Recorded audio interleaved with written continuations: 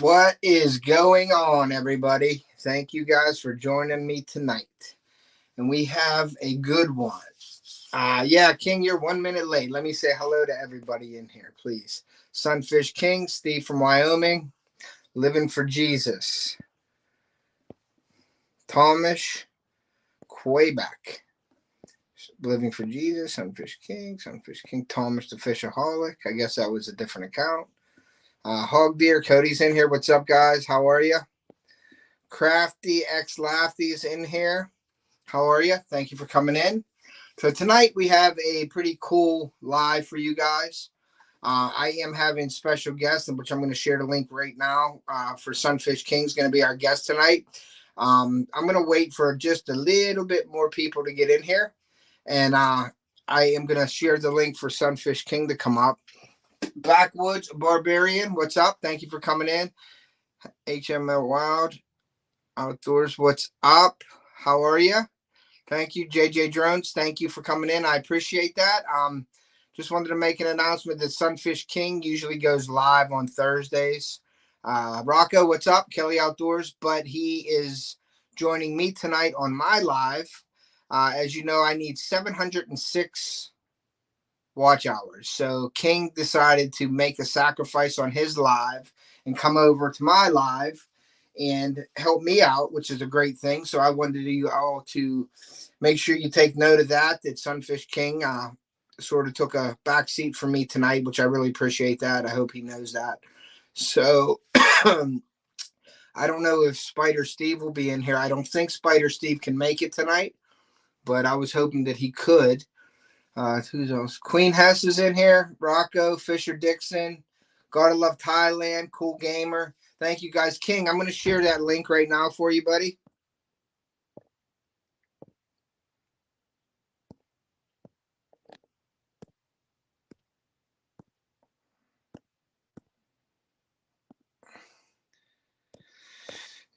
And that link is for Sunfish King. He wants to come up. And we'll get it rolling. I do have my shout out board that I'd like to make a shout out before the live, so King can come in and I can do that. But I have one sticker here, right here from Snake River, so I'm going to put that up on my live. There he is, Spider Steve. Wouldn't miss it for the world. Thanks for coming in, Spider Steve. I appreciate that so much. Thank you for all your support. I really appreciate that. But yeah, I'm going to put this sticker up now while we're waiting for Sunfish King, and then once he gets on here, I'll do my shout outs and everything, and then we will get this party started. I'll be making some lure or baits today for Daniel from Livin MN Outdoors. He put an order in for 50 baits tonight. There he is, the one and only. What's going on? What's up, buddy? I'm just putting up my Snake River sticker real quick. Hey, can everyone see me and hear me? Give me a thumbs up if you guys can see me and hear me. We got Steve from Wyoming, Hog Deer, Queen Hess, Deer Slayer, Freezer Bound. Bunch of awesome people in here. Thanks for coming in and supporting Ted. Yeah, man, I appreciate that. Now, King, while you're up here, I just wanted to say thanks for doing what you're doing tonight, man. I really appreciate that. And I know you took a back seat tonight to do this for me, and I won't forget it, buddy. And I appreciate the support. Sounds good. Just send me baits and we'll be all good. Yeah, I'm just joking. I know, but yeah, you'll get something. You're gonna get something out of it. What's up, Native Wild Man? Native's in here. Queen Hess, Livin MN. Daniel's in here. Gray Wolf. Gray Wolf's back. Oh wait, that was Modog's live that he got blocked out of, not yours. I was in there last night. That was weird. Yeah, I think he blocked himself, but I don't know. He messaged me on Facebook, and he's like, "Hey, I got blocked out." I'm like, "I have no idea," because usually, "Hey, Deer Slayer," usually it would say, you know, did who blocked you or whatever, and it didn't say that. It was kind of weird, right?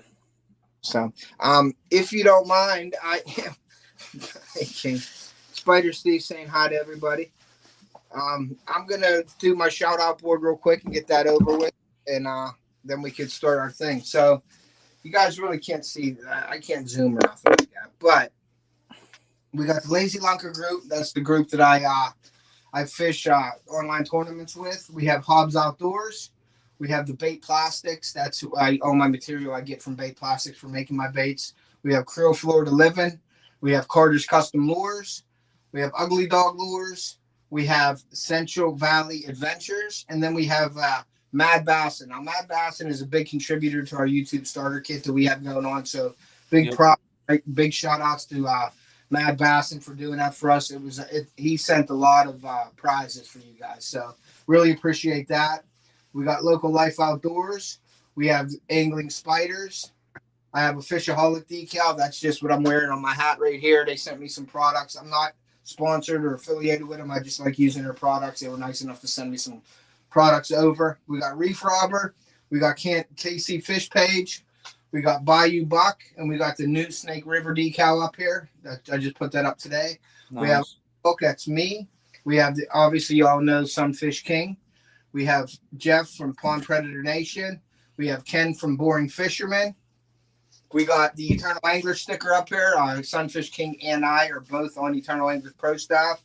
If you wanted to go check them out, you could check Sunfish King's link out in his description of his videos or mine. We both have a share code. Mine is Off the Hook Outdoors, and I don't know what King's is, if you wanted to say, King. Mine's Sunfish King 10, but they can just use your code if they want. Either way. If either one you can use, go in. They have some great. They just come out with some performance shirts too that are pretty cool. So I think I'm gonna buy one of them. Yeah, I will too. What's up, Wrangler? How's it going, buddy? We have Fishing with Modog. We have John and Lindia from Small Water Charters. We have Adam from Freezer Bound. We got Chris from Bogley's Keeping It Real. We got Doc from Coastal Fever. We got Richard from Some Old Man. That decal is an awesome decal. Really. Oh yeah. We got Kyle from Dark 30 Outdoors.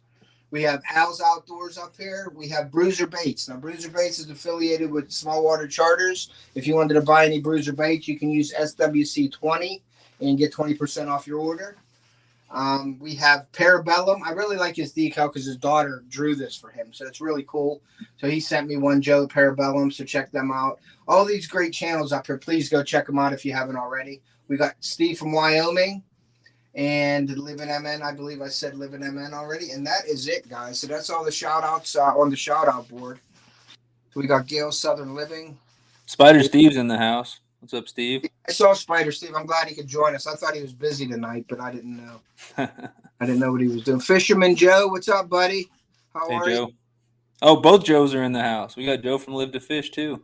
Nice. Joe from Live to Fish, Catfish Wrangler. We got them all in here. Thank you, guys, for coming in. I appreciate that. Don't put that sticker on your boat, Wrangler. You'll only catch dinks if you put a Sunfish King sticker on your boat. That's bad luck. I'm just joking. In the tournament, but maybe I will wait till after the tournament. Right. Don't jinx yourself. So tonight, like I said, we're doing some giveaways. I'm going to do some giveaways. I'm going to be making baits as we're going. That's not the center of the attention tonight, though. We're going to talk about also trout fishing, and that's one of the reasons why Sunfish King's up here, besides helping me out with my channel, is we're going to talk some trout fishing this evening. And yeah, I got a ton of trout crap that I brought up here to show off. So he brought up some stuff like a show and tell type deal we'll have tonight. He'll be showing his trout stuff. We'll be talking about that, so everybody in the chat, feel free to put your 2 cents in on how you guys fish for trout or whatever. And then I'm doing a giveaway tonight. I'm actually doing 4 giveaways. And if you guys haven't watched my previous 3 videos, I went away up to Seven Springs Resort with my family, and we did some trout fishing in the ponds up there. What's up, KC? And I would fish on the Blue Fox Flash. So that is all. There's 5 of them in here. So those look good. Yeah, they're real nice. So that is one of the giveaways. And then I'm going to be giving away the famous Phoebe lure that I use all the time. And there's a gold one right there for you guys. Can I enter that giveaway? Yep, sure. There's a Phoebe silver right there. And you wouldn't think these things are much, but they really work on the trout. I love them. And then anything gold and silver for trout usually works good, in my opinion. Yeah. And then I have another one. I have the whiptail from Blue Fox. And that's basically like a rooster style bait. That's an 8th. I believe they're 16th deep runners. And that's a good size for trout right there. So there's 5 of them in there. So I'm giving one of each of those away tonight. So That's what we're gonna do. So anything you need to say, King, or you want to say, or anything? Yes, I have a surprise as Okay. well. So while you're doing your giveaways and stuff like that, Yep. I have a mystery tackle box here. It's a trout and panfish box. Nice. And I can show off what's inside, but I will give away everything that's in here to somebody in the chat as well. And I'll throw in some Sunfish King stickers and stuff too. Wow. So Thank I'll you. throw that in as well. Awesome. Great. That's awesome, man. Thank you very much for doing that. Not a problem. Chad, hit the thumbs up, man, if you appreciate what Sunfish King just did.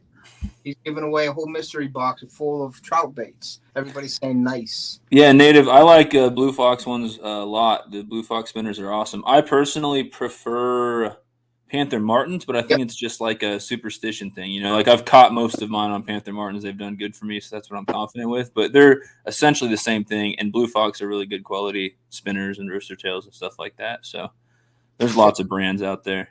Yeah, you could spend thousands and thousands on dollars if you look at them and like them. You can just, but like you said, you like the Panther Martins. They work for you. That's your confidence bait.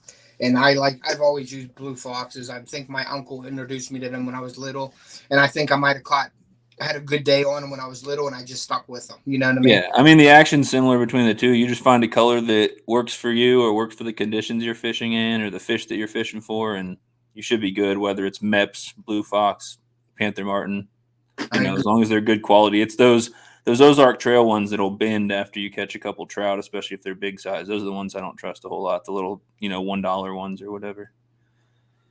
Sunfish King Fisherman Joe said, "How do we enter?" We're probably just going to do a giveaway, but King can explain that if he wants. If we're just going to probably pick numbers. We're going to do it off the hook style. Yeah, let's do it. It's Off the Hooks channel. Let's do it off the hook style. So we'll at some point tonight, throughout the night, or whenever Ted decides, we will do. We'll have people pick a number between whatever Ted says, and we'll give away some prizes to some people. We'll do that. We'll probably do that more towards the end to keep people, up and waiting for that, because that's probably one of the biggest prizes we got here. So we'll do that sort of towards the end of it, if you don't mind that, King. Yeah, someone say hi to Alicia for me in the chat, because I can't access the chat right now from where I'm at. But she said she's in the hospital and it's on silent. So. Oh, okay. Somebody came in here and said they're new to the channel. They're from Missouri. Whoever that was, I am in Missouri right now. That's where I live as well. I don't remember who that was, though. See. Hi, Alicia. Sunfish King said hi if you can hear me. I'm sure you can. Gil, I can't see who said that yet, though. I'm looking. Cali Bear's in here.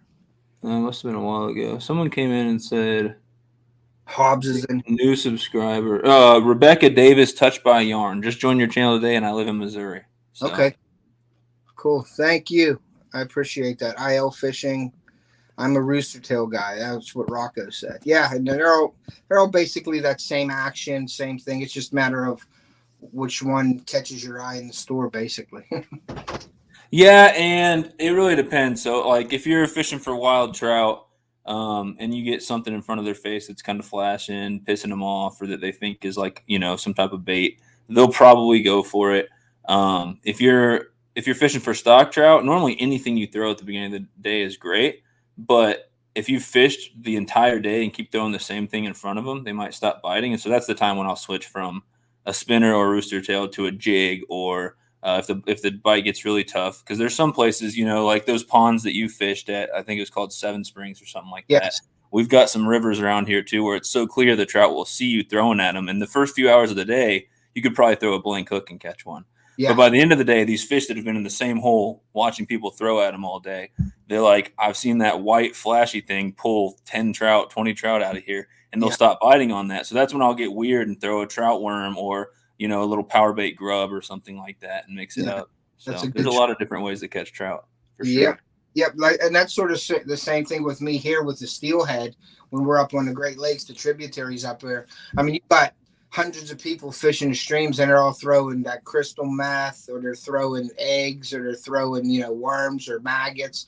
So I always try to go off the beat, and I'll throw a big Rapala on, and I'll run that through there. And sometimes they just get a reaction bite because they haven't seen a big Rapala minnow come through. They've been seeing all this little stuff floating past them, and that sometimes will create a bite also. What does Spider Steve say? Crystal meth, what? Yeah, it's called a crystal meth, Spider Steve. It's it's basically yarn, and it's supposed to be tied like a fly, and it's real flashy, and they just tie it, and it looks like a sack of eggs, like an egg sack. And since it's flashy, they call it crystal meth.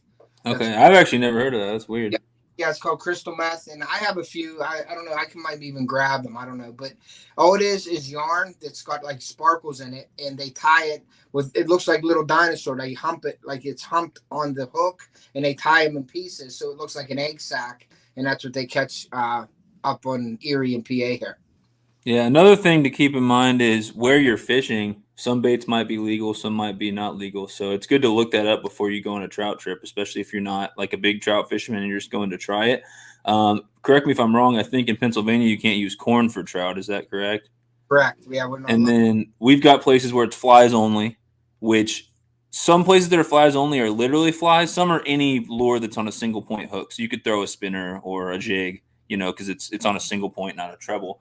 And then some places you can use power bait, like dough baits, and some places you can't. Some places you can't use live worms. It just depends. And so it might not be a statewide thing. It might be depending on the water you're fishing. So it's good to know before you go out.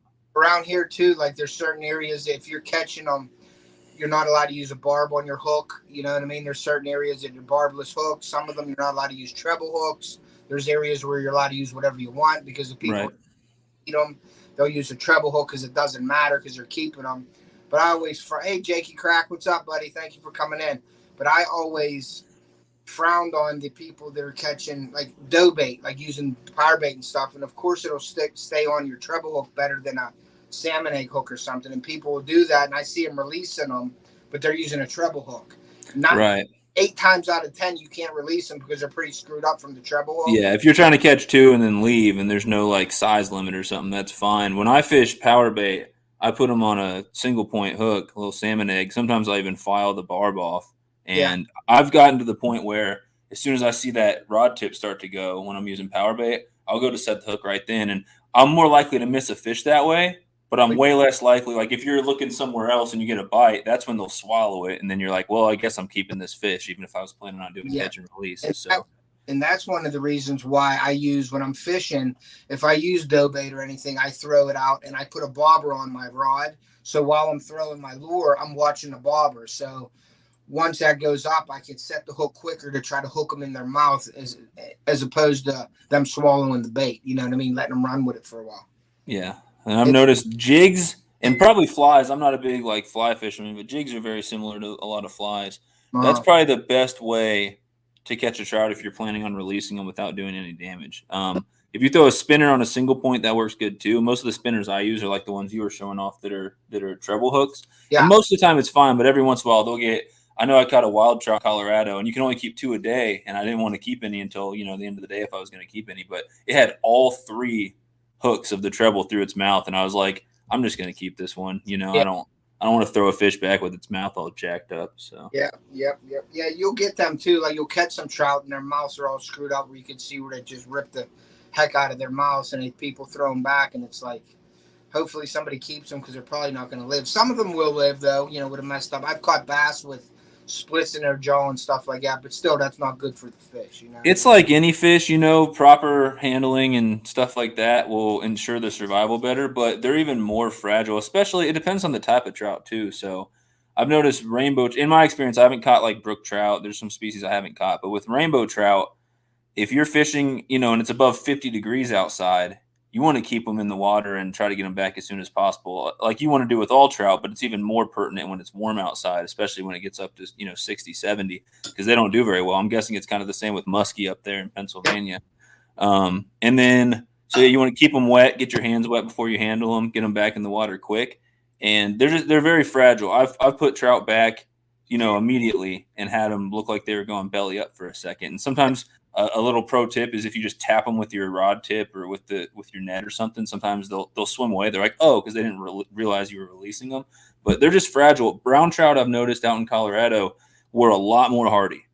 I don't know why it is, but the brown trout, I put them back and they all seem to swim away just fine. Gotcha. That was one of my points I was going to bring up. I was going to ask you to let them know, like, what type of nets you should use for trout, how to handle them. And you covered that with your wetting your hands. And I do not like to drag I mean, you'll see it in some of my videos where I do drag them every once in a while. I really don't recommend doing that. The kids will do it all the time. Right. And I wanted you to sort of explain to them exactly what the net's for and why you use it and all that.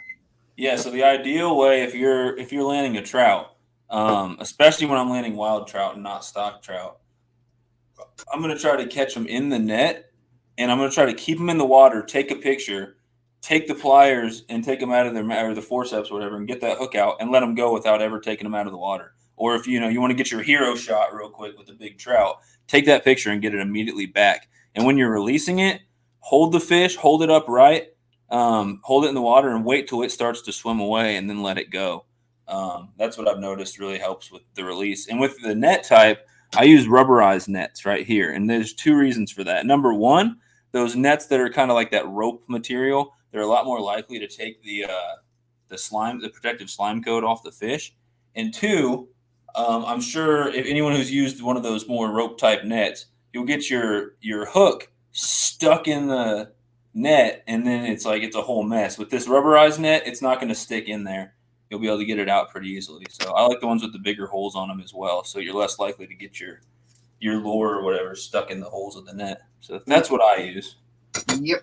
And There's a lot of older guys around here who will catch a trout, and they won't use a net. They'll drag them up on the bank. They'll jack around with them for a while. And I call the guy out, not being a dick, just telling him, hey, trout are fragile, whatever, on Fish Brain, because he was taking videos of him and they're flopping around in the dock for a while. And yeah, he went off on me with all these F-bombs and everything. And I was like, whatever. I was just trying to give you some advice on how to release the fish where they won't die immediately. But, whatever. Yep. People are like that, you know what I mean? And that's sort of the same way with the musky fish, and I related to trout, they're very fragile fish too, because they're a big fish and they get wore out on that tough fight. So when you're releasing them, like King said, you want to hold them until they're kicking and giving you a little bit of fight, and then you let them go, and it's a better release that way with trout. Hey there, Earl. How's it going, buddy? Hey, Earl. So yeah, it's definitely a better way to do it, and I don't recommend dragging them up. Now, you're going to have kids, like my kids do it too, and I cringe sometimes, but they're kids. I can't stop it, and they pull them up. But we always try to get the fish right back in the water as quickly as possible. Yep. It's good to teach them from a young age, fish handling and stuff like that. That way they won't, grow up and be doing it the wrong way and hurting fish when they don't need to. Or saying what? What do you mean that's wrong? I never learned that or something like that. So. Right. Yep. So who else is in here? Working for Jesus is in here. Kyle from Dark 30's in here. Yeah, I think Earl's entire extended family is in here tonight. Awesome. Yeah, a couple of them entered the giveaway too, right? A couple of them. Yeah. So good luck to them, and good luck to any of you guys who are entered in that starter kit giveaway. If you don't know what we're talking about, just ask and we can give you the details. But if you go check out my very last video, it has all information on entering that thing. So yeah. What's up, Samantha Gipe? How's it going? Hey, how are you? Coming in. Appreciate that. Kyle said a real man will lip a muskie. Yeah, I don't ever reach your hand in the net with the lure in a muskie's mouth either. You might as well go and stick your hand in a grinder. Yeah, I ain't doing that. Yeah, that's I've crazy. been bit by gar before, man. They'll tear your hand up, and I bet muskie are probably even worse. So I seen them do it on my boat, and I yelled at them, and they're look at me like I was yelling at a little kid. But I'm like, you do not want to do that, buddy. I was like, stay away from that. Richard, I believe we're at about 23 or 24 people entered in the giveaway right now. So, and you guys have until the 8th, so a little over a week away. I think that's Mother's Day, Sunday the 8th. You have until midnight in whatever time zone you're in on the 8th to get entered, anyone who's not. And so I'm expecting a few more entries to pour in last minute. I'll go ahead and share out the giveaway and everything in the next couple of days on social media and stuff. Make sure that everyone's seeing it because we want everyone to get a chance who needs the stuff. So yeah, I only saw 18 on the list. Let me go check real quick because if you look at we have a couple entries that we couldn't share or something, right? In the playlist, I need to add a couple, but there were some that were shorts, and if you make it as a short, then you can't get it. You can't get put into a playlist. But if you look at my deadline video that I put out yesterday called Deadline to Enter for $3,000 giveaway, if you go down there, there are 24 people listed down there. And that's all the links. So if you guys want to get a head start watching some of those videos and decide who you want to vote for once the voting starts, which will be here in a couple weeks, you can start right now. Yeah, there's 24 people officially entered. Yeah. And so if you think you entered this thing, go check out my very last video on my channel, my very newest one, and see if your name's listed down there. If not, you need to make sure to email me or Ted or both. Yeah. And if anybody in here thinks that it's not real, it's definitely a real giveaway. We're giving all the stuff away that's listed on there. We had some great contributors to our giveaway. Sunfish King I just wanted to say thank you to him because he put a lot of hard work and time into this. But sharing it out, making the videos and getting them out there. So thanks to Sunfish King. And I thank everybody that entered. It's pretty big. It's one of the biggest that I've seen, but it is real, guys. So anybody asks you that says, oh, it's been taking too long or it's not, it's real. And we're just doing it. Make sure everybody gets entered and we do it the correct way, and it is real. Yeah, in the last live stream we did about it, Ted showed off the cameras and all that stuff. I mean, he's got half the stuff sitting there. I've got some of this stuff here, and then all the other people who are throwing stuff in, if either send it to us or they're going to send it when we give them the person who won.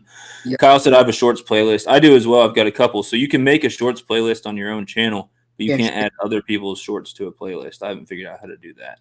So there you go. It won't let me add them to a playlist. And it might not be because they're shorts. It might be because their channels or their videos are listed as for kids or something like that. But they both just happen to be shorts. So it's one of those two things. I could be wrong. Gotcha.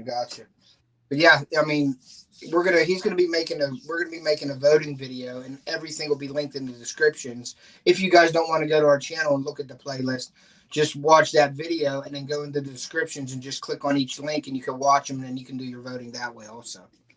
Yep. And any other, by the time the voting video comes out, I'll make sure that we've got everybody linked if anyone else enters. And Rocco, if you're talking about donations and stuff, we are definitely still taking things. We're still taking sponsors as well. So the voting video, the final live stream where we announce the winners, and any other updates that come out, we will be giving shout outs and linking channels and stuff for anyone who sponsors us. So, I mean, if anyone wanted to throw something to one of our PayPals or throw in some stickers or something from their channel, baits, whatever, tripods, any type of filming gear, that we are still definitely taking that stuff up until we finally pick the winners and start sending stuff out. We will still take stuff even then. So anything helps. Like Sunfish King said too, we have a lot of stuff to send out, and any kind of donation of even money for shipping costs or anything like that, because it's going to cost a ton of money to ship all this out. So we appreciate all that.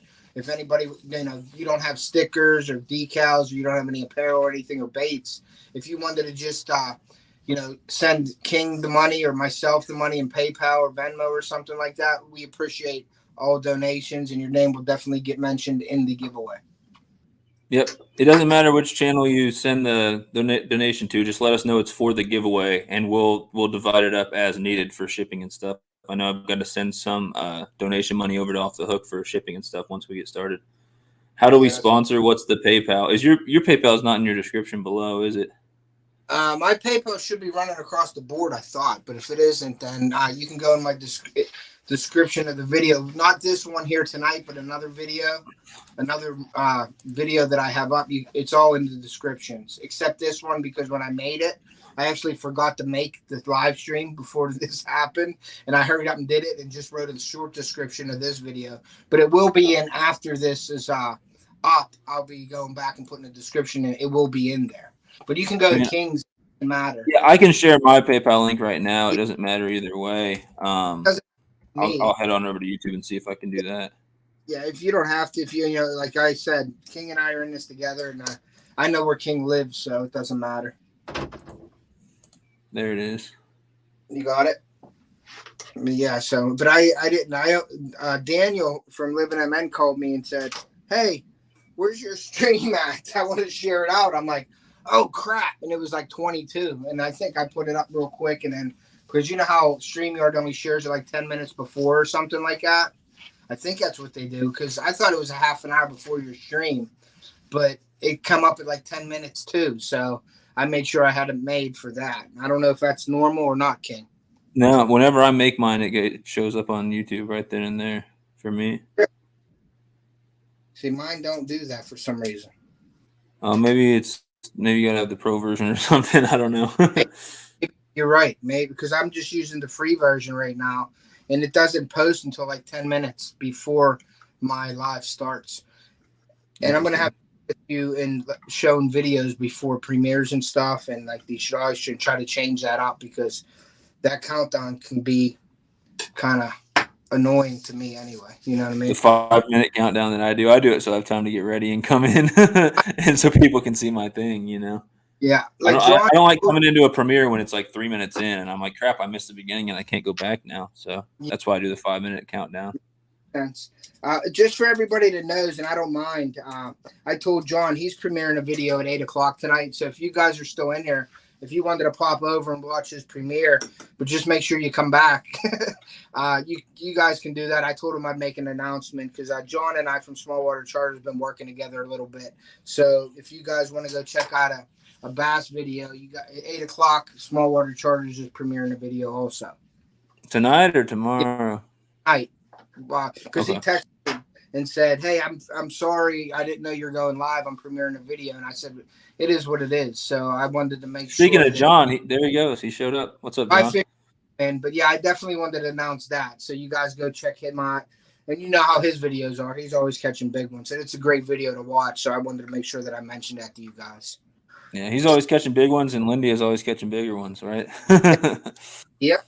What's up, Molly? How's it going? Sunfish Queen's in the house. Hey, Molly, thanks for coming in. I appreciate you. Sunfish didn't make you come in here, did he? Yeah, I told her she had to.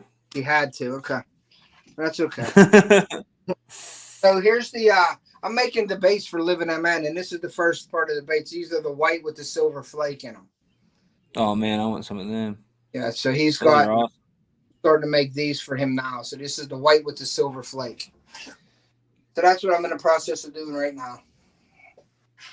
Yeah, those are awesome. I can show off some trout lures and stuff that I use if you want while you're doing that or whatever. Yeah, have at it. You're better at this stuff than I am. So I appreciate it. I don't know about all that. But yeah, you guys let me know what you guys use to catch trout. And if you want to let me know what your PB trout of, different species and stuff is. I haven't caught any ones that are too big. I mean, my PB lake trout's like 2 pounds. My PB cut bow is like a pound or two. My PB rainbow is 2 or 3 pounds. And my PB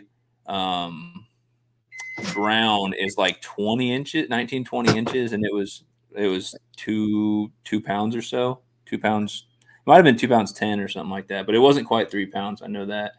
But as far as what I like to use, you guys have seen plenty of my videos where I'm using power bait, and that's because I can just hammer them. And so the power bait rig that I use this is a medium light Lose rod, the Lose XJ. It's a 6-footer. I need to make sure not to hit my fan with it. But I'll use this or lighter typically, and I'm getting a custom rod made right now.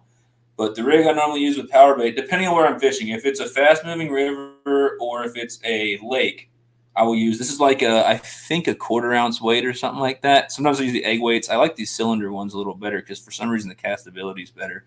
But I have 2 pound Maxima Ultra Green on there, which is like ridiculously thin. Like compared to other 2 pound line, it's way thinner. And so I put the weight on there to a swivel. I'll give it a liter. It depends. If there's a bunch of crap on the bottom or stuff to get snagged on or moss that you'll get your bait stuck in, I'll use a longer leader. Or if the water's clear and I can see the trout aren't right off the bottom, I'll use a longer leader. But typically you want to go at least like 5-6 inches, anywhere up to like 2 feet, depending on where the trout are sitting and what the bottom looks like. And then I put a size, usually around size 12 salmon egg hook on there. I mean, you can use a treble hook, but like Ted said, you're more likely to do damage to the fish. You're probably more likely to get a hook up as well, but I just like the salmon egg hooks. You can use smaller than 12. You can use 14, 16, 18. You can even get away with like a 10 and 8. I've caught them on a 6 before fishing with worms and stuff, but I would highly recommend somewhere around 12. And so I buy these just cheapo packs from Amazon that are like, and they're the link for these are in the description of a lot of my videos, but these packs come with like size 12, 11, 10, 9, 8, all the way up to 3. And so anywhere from the 12 all the way to like the 9 or the 8 you can use for trout. And the rest of them I don't really use very much. But it's like $7-8 for 500 hooks. So Let me ask you this, King. When you're using those smaller salmon hooks, is it more likely for them to swallow the hook or no? The smaller ones versus the bigger ones? Yeah, like when you use a smaller hook, is your power bait smaller, or do you keep it the same size, or how do you? I use the pre-cut nuggets. So Okay. that's the same size no matter what. And so I guess these ones aren't open, but the two colors I use are chartreuse or orange typically. Mm-hmm. And if I'm fishing a couple rods, in Missouri you can fish 3 rods depending on where you're at. Some places you can only fish 1. But I'll usually have 2 out with chartreuse and 1 with orange unless I notice that they're hitting one a lot more. I've noticed in the morning chartreuse does better, in the evening orange does better. I'm not really sure why. But they're about this size. So and I just smashed one of those on there, and it looks like a little marshmallow, right? And so I was talking to someone in one of my trout videos where I was talking about like how to catch trout and stuff like that. I think it was Last Cast with Tiktaalik, and she was like, "No wonder I keep flinging my power bait off," because she would just stick it on there and cast it out. I mean, I really smashed the heck out of it on there. On the hook and things like that, yeah. Yeah, but you don't have to use the pre-cut chunks at all. There's smaller chunks. If I get those, I usually use 2 or 3. Or there's just the plain, like the putty stuff where you form your own. Mm-hmm. But I was always doing it about this size anyway, as these pre-cut chunks. Yep. And for some reason, I like these. They're called Trout Nuggets by Power Bait. And so I use original scent. I don't use any crazy scents, but I know a lot of people use cheese, garlic. You use that chunky cheese stuff, and you said it works really good for you. So that's just personal preference. I'm not a big fan of scented things for the most part. Yeah, because it makes you stink the whole rest of the day, too. That's cheese, man, is pretty potent. And yeah, well, after catching 30 trout and getting slimed up, I don't smell too good anyway, and sweating out there. Let's see. 7.5. Wow, Alvin's caught some big trout, man. 9-pound steelhead, 7.5-pound brown. I didn't know Alvin was such a hammer with the trout. That's awesome. So yeah, especially like Rocco's talking about fly fishing. If you guys fly fish, feel free to share some of that information, because that is the one way I haven't really tried yet. I've thrown flies with spinning setups and it works, but I want to get into fly fishing. I've been pretty poor this year, so. Yeah, you can get a decent setup. Remember that setup we were talking about, I think, with Fishing Junk? That was a decent setup that he had going, that he mentioned for you in one of your lives before. It was, I think it was Ozark Trail, or was it something?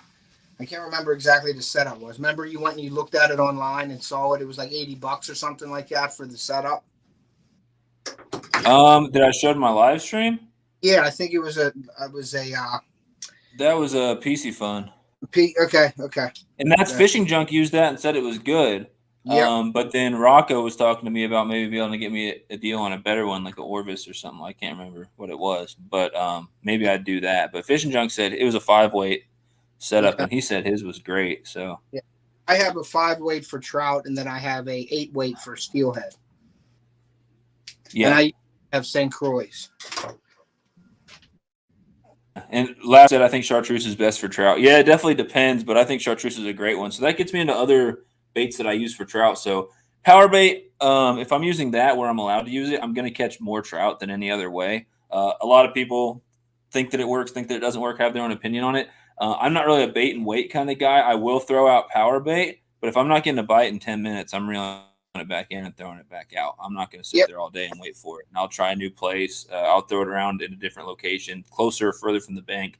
I will change the color. I will change the leader. If something's not working for you, especially if it's a stocked area, then I will change some stuff up, because you should be able to get on them pretty quick. That's another thing, is that wild trout won't bite power bait as often as stock trout will. So if I'm fishing for wild trout, I'll start with spinners.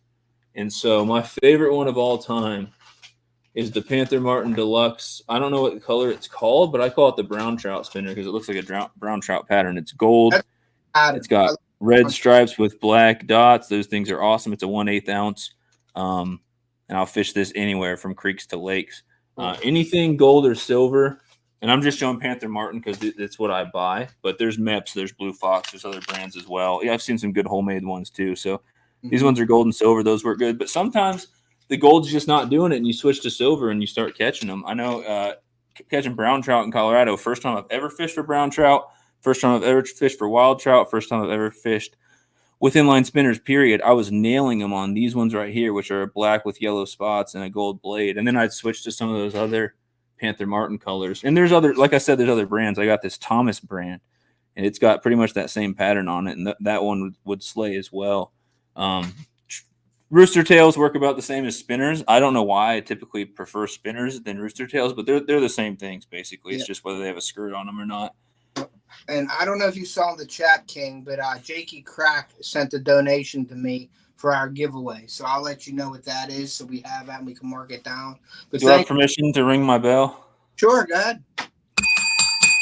Big shout out to Jakey Crack for that. Thanks for supporting the giveaway. I'll make sure to link you in all the videos coming up and give you shout outs and stuff like that. But thanks for doing it. Appreciate it. We could not do this $3,000 giveaway with 12 winners without a lot of people like you throwing in. I mean, me and Ted are doing a lot of it straight out of pocket and doing a lot of it with donations of people who have helped with the money and stuff like that. But anyone who throws in with PayPal or with people who are throwing in items and stuff like that really helps. Like you said earlier, Mad Bassin, he probably threw in hundreds of dollars of baits and fishing gear and stuff like that, which really makes the thing awesome. Yeah, it's awesome. So thanks, Jake. I appreciate that. Jakey Crack, he's a trapping channel, so that's really good. And he does some fishing. He's I grew up with Jakey Crack here in Pittsburgh, and we grew up together. And then I met him back on YouTube, and I was like, seeing him, and I'm like, whoa, so we hooked up. We're going to be doing some collabs this year also, but he's a great channel. Go check him out. And thank you for the definitely thank you for the awesome.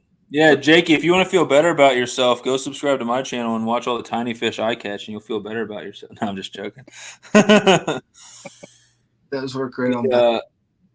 Rocco, the Colorado River is where I was fishing for brown trout. You can go back and watch some of my first videos on my channel, or just search trout or search Colorado on my channel. And I was before I had my GoPro, so I wasn't filming. I just took a bunch of pictures. I have some release videos from my phone, but you can kind of see that how many trout I got on. It was a ton of fun. Right. All right, King. I'll give you a break for a second. I'm going to do a giveaway, I guess. Here. Right on. What are we giving away?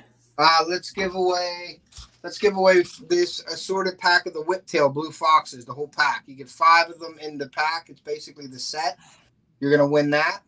What we got, Tim? We got 25 people in the chat that I see. You see any more in yours, King? I see 25 in mine.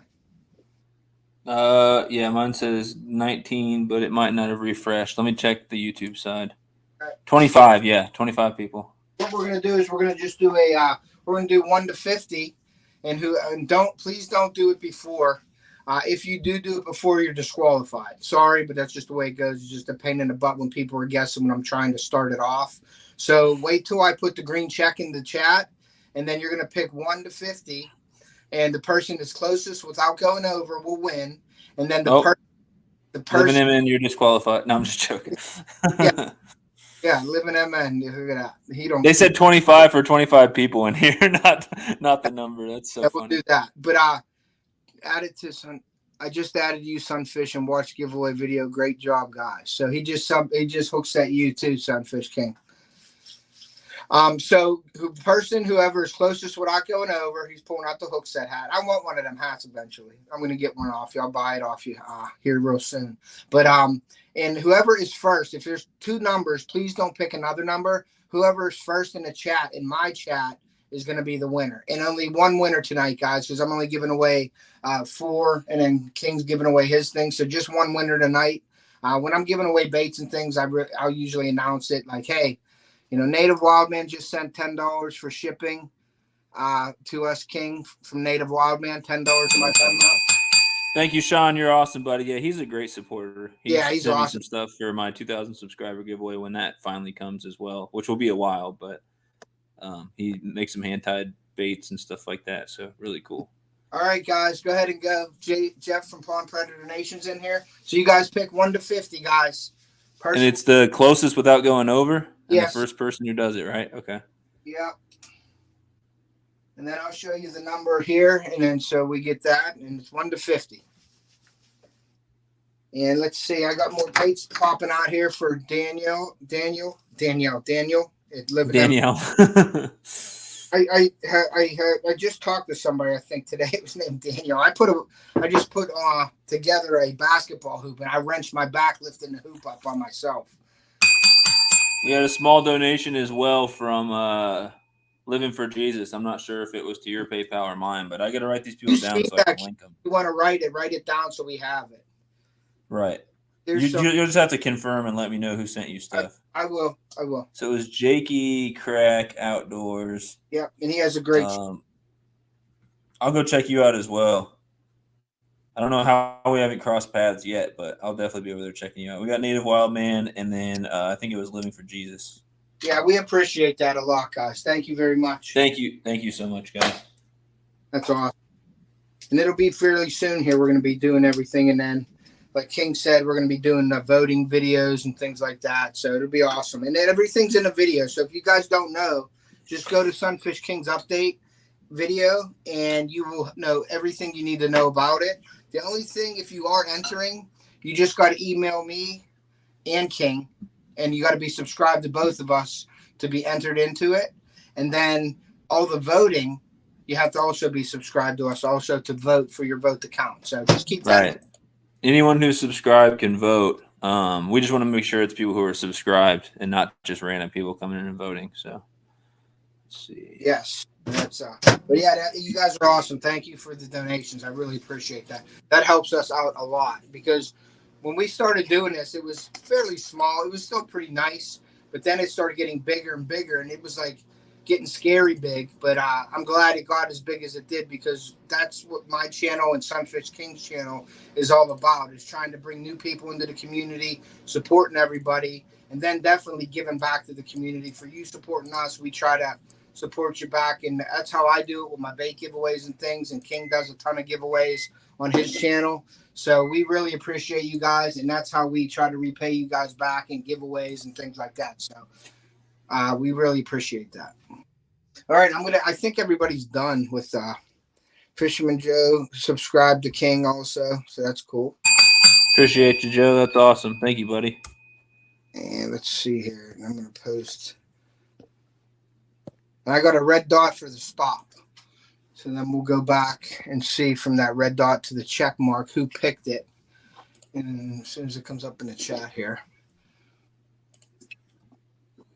Yes, you're right, Jeff. Say hook set instead of the S word, if you don't mind. All right, guys. So the number for the whiptail, the Blue Fox whiptails, the set of them, very nice set. Definitely catch fish. I showed you that on my previously 3 videos that I just put up. And if you haven't checked those videos out, please do so. We had a fun time with the kids, and then I did a video by myself. And I actually hand lined the trout, and I threw my line out with chunky cheese on it, and I had a knot on the tip of my rod. So I cut the line, and I'm reeling it in, and I end up having a fish on it. So Nikki. Hey, Nikki, thanks for coming in. Appreciate that. So the number is 9. So whoever had 9 or closest to 9 will win the Blue Fox whiptails. In my description of my videos, I have my email. I can't punch my, well, yes, I can. Let me put my email in here real quick. That way you guys have it. I'm sure most of you guys do have it, but I'm going to put it in anyway.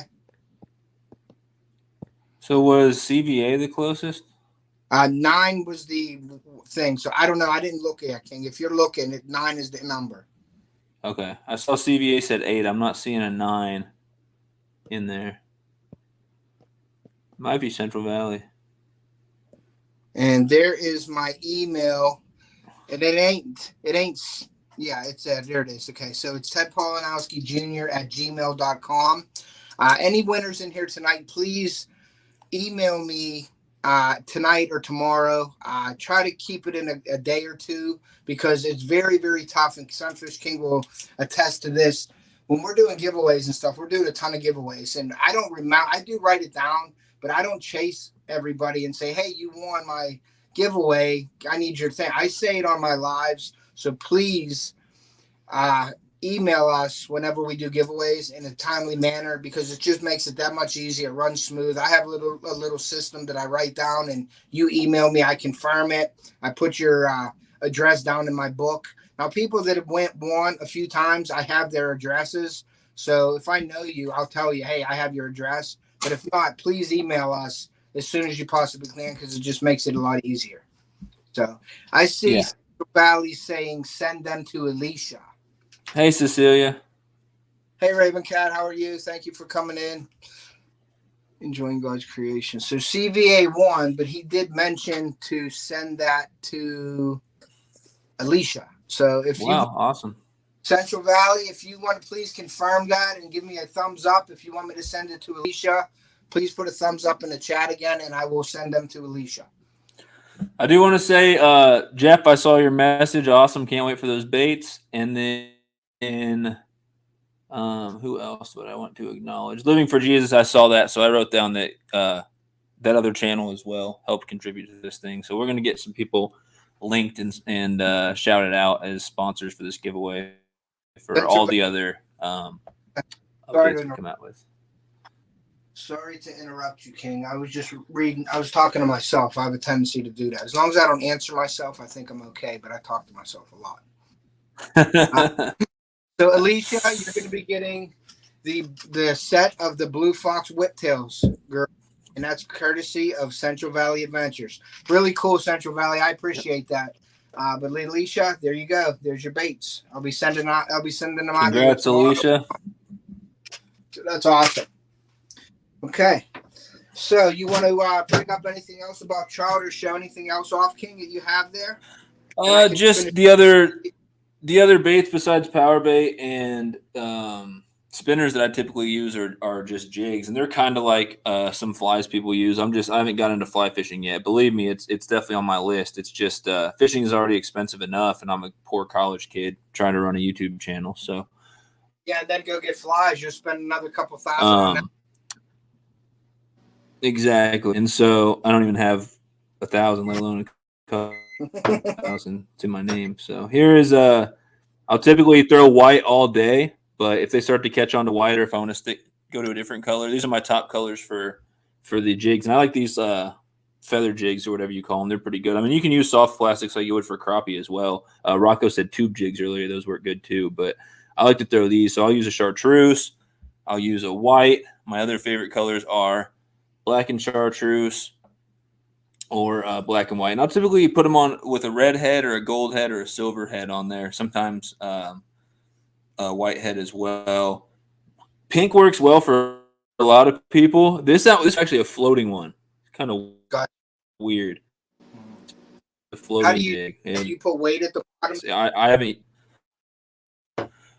So I use some of these are a little bigger than others. I think these are 1/64 ounce.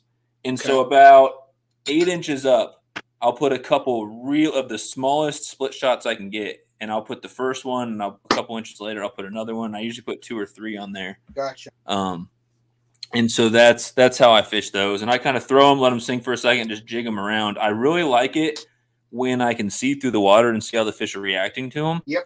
But if I can't, I just I'll kind of straight retrieve them with little jigging motion. You can either constantly barely jig it, or you can do some erratic jigs. I've noticed that kind of mixing those two cadences together is probably the best way.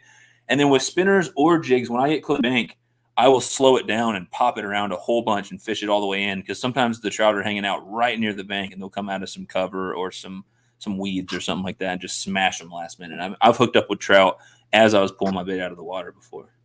Ain't that amazing where them trout hide and you can't see them, but like next to a rock, and then they just come up and nail your bait?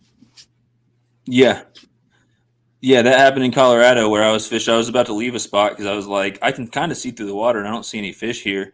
And one of my last retrieves, I was kind of just messing around with my phone or something, and I didn't take the bait out of the water. And I was just kind of like just sitting there looking the other way at my phone, just popping it around. And I mean, it was my second biggest one I caught out there. It was probably 18 inches or so, a good 2 pound, 5 ounce, 2 pound, 7 ounce brown. It was a big one. Came out and just nailed it right there at the bank. And I was not ready. I was using really light line. And I was like, oh crap. But with the, I said I used the 2 pound line, sometimes even 1 pound, 4 pound at the most. when I'm throwing the power bait. That's because it's sitting still and the trout have time to come up to it, especially in clear water, and kind of investigate before biting. And if they see that line, they're likely to spook and swim off. If I'm fishing a moving bait like a jig or a spinner, it's more that reaction strike where it's flashing in front of them. Not only can you get away with 4, 6, maybe even 8-pound line, I would almost recommend throwing a little heavier than that 2-pound, because when you're fishing a moving bait, you're likely to get stuck, especially if you don't reel in fast enough. You're likely to get stuck on a rock on the bottom or a stick or some moss or something, and that 2-pound line is going to break right away. The first day I fished in Colorado, I was catching a bunch, but I think I lost like 10 baits, and it was at some shop up in the mountains in Colorado where every one was like $7. And so I went through like $70 worth of baits, just losing them, breaking off. And so I talked to someone at a fly shop, and they're like, put some 6 or 8-pound on there, cool. Use some fluoro that's hard to see, or something like some moss green fluoro or something like that. And it worked a lot better for not breaking off. So cool. Freezer Bound just sent me a PayPal also, King. Appreciate you, Freezer Brown. Thank you. Sent PayPal to Off the Hook. I'm guessing that is for the YouTube starter kit. I'm not sure. It says, sent you a PayPal Off the Hook Outdoors. Got to run for a few. Try to stop back. 22 rendezvous. Yeah, and that's another thing. Yeah, I'll put that towards it anyway, King. If anybody that donates into tonight, we're gonna put it towards that anyway. You know what I mean? Okay. Yeah, we need the shipping money and stuff like that. And yeah, if we get enough donations, we can throw in something extra or whatever. But at this point, yeah, the shipping is just gonna be. Yeah, that's what anybody that donates, you can just put it in there. You can say if you wanna where you want to specify it at. But it's all going to go towards our giveaway because we could really use the money for shipping. So I appreciate all that. There is one thing that I did want to mention real quick, King, and I'm sorry to interrupt you. And then I got a question to ask you. Your channel. Ron said yes for the giveaway and shipping for sure. So thanks, bud. Shipping is. There's a guy, Jason from JJ Drones, that's in this live tonight. I just wanted to give him a big shout out. If you guys haven't went and checked him out, he flies drones and he's really experienced and he knows what he's doing with them. He loves the electronics end of it. I got to teach him how to fish, and he's got to teach me about the drone industry. So we made that agreement last night. But he made a considerable contribution to my channel this past week, and I just wanted to say thanks, JJ Drones. And please, if somebody could share JJ Drones link out, JJ Drone, if you want to share your own link out, please do. He's a moderator in my channel. I just wanted to say thank you so much for your donation to my channel this week. I really appreciate that, and thank you very much for doing that for me. I shared the link. I'm subscriber number or hookset number 149 on your channel. I just set that up. I love drone footage and stuff. I can't afford a drone, but one day I definitely want one. So I'll be checking your content out for sure. And thanks for supporting Ted. That's awesome that you did that. He's the one that actually got me on the what is it, the DJI microphones, and he also got me on the DJI drones, and they're very affordable. There's some that are very expensive too. I'll probably go mid-range if I do buy a drone, but I'm definitely going to check out talk to Jason at JJ Drones and get all the information and what's good for me. But if anybody has any questions or anything, but the DJI mic, not DJI mic is a very cool microphone. It's a wireless mic, and it has all the features that I want, and he actually turned me on to that. So I really appreciate that, Jason. Thank you very much. And Freezerbond has the Mini Mav too. Yeah, that's an awesome one. I think that's around $500-$600 for that one, which is pretty affordable in the drone industry. I mean, some of them are $1,500, $2,000. So I won't spend that much because I'll be. Hey, Sandy, how's it going? I'll be a nervous. Hey, Sandy. But what I wanted to ask you, King, real quick, was you talked about your fishing line. What line company do you use? What do you recommend, and what's the pound test that you recommend for trout? And first, I'll ask everyone: go to the YouTube side of things? It looks like that's video or what it is, but it looks like my face is kind of freezing up, worse than it normally does. So let me know if it's too bad and I need to step down or something like that, and I'll figure it out. Hopefully not. But I typically, so when I'm fishing with power bait or something on the bottom, or even worms, I will use the Maxima Ultra Green 2-pound, and I actually have some right here. And that's another one in a lot of my videos, especially my trout videos. I have an Amazon link for that if you guys are trying to pick some of that up. But you can get this. The Amazon link is for like this big old spool you can get, which is like the cheapest way to do it. But this stuff is literally like fishing with spider web. I mean, it is ridiculously thin. So if you're not used to fishing super thin line and setting your drag right, you're probably going to lose some trout, unfortunately, on it. But it's really fun. And I've noticed my friends will fish 4-pound line with power bait, and I'll fish this 2-pound stuff that's the same diameter as 1 pound, this Maxima Ultra Green, and I'll get 5 times as many hookups fishing right next to them. I wouldn't go higher than like a 4-pound line, maybe 6 at the most, fishing for trout with power bait. But like I said, if you're fishing with jigs or spinners, you can use 4-pound mono or fluoro. Fluoro, especially if it's like kind of a green or kind of something that's supposed to be invisible to the fish, it works a little bit better. I've noticed for throwing like a little bit heavier line with like spinners or jigs or anything. Cool. But if I'm using that 2-pound line or 4-pound line and I'm throwing a bait that's going to sit there on the bottom, I do typically use that Maxima. Maxima is really good stuff. Now, if you're fishing jigs or spinners even in a super clear creek or something that's not flowing really fast, I would maybe start out with like some. Fisher Dixon said Maxima Ultra Green is the best. Yeah, that Maxima is a tough line. I like it. Pond Predator Nation sent some PayPal love to both of you. Appreciate that, Jeff. That's awesome. Check out Eternal Anglers. Jeff is one who runs that with Nick. Please go check out Eternal Anglers. Show them some love, support. They have the bait binders that are on sale right now. If you buy a bait binder, I believe some of my baits are in that bait binder. So go check them out. They got a lot of new apparel that came out also. The performance shirts they just put on in their lineup. So I'm going to be buying them. So go check out Eternal Anglers out. You can check them out in Sunfish King's links in his description or my links in my description. Either one. We're all a big family. If you want to go Sunfish King and support him, that's quite all right with me. Just use either one of our links and go there. If you do use the links, if you use Sunfish King's link or my link, we do get a percentage. We do make a commission off of that, a small commission. So that goes right back into our channels to help with the giveaways and things that we do for you guys. So I'd appreciate that if you go check them out.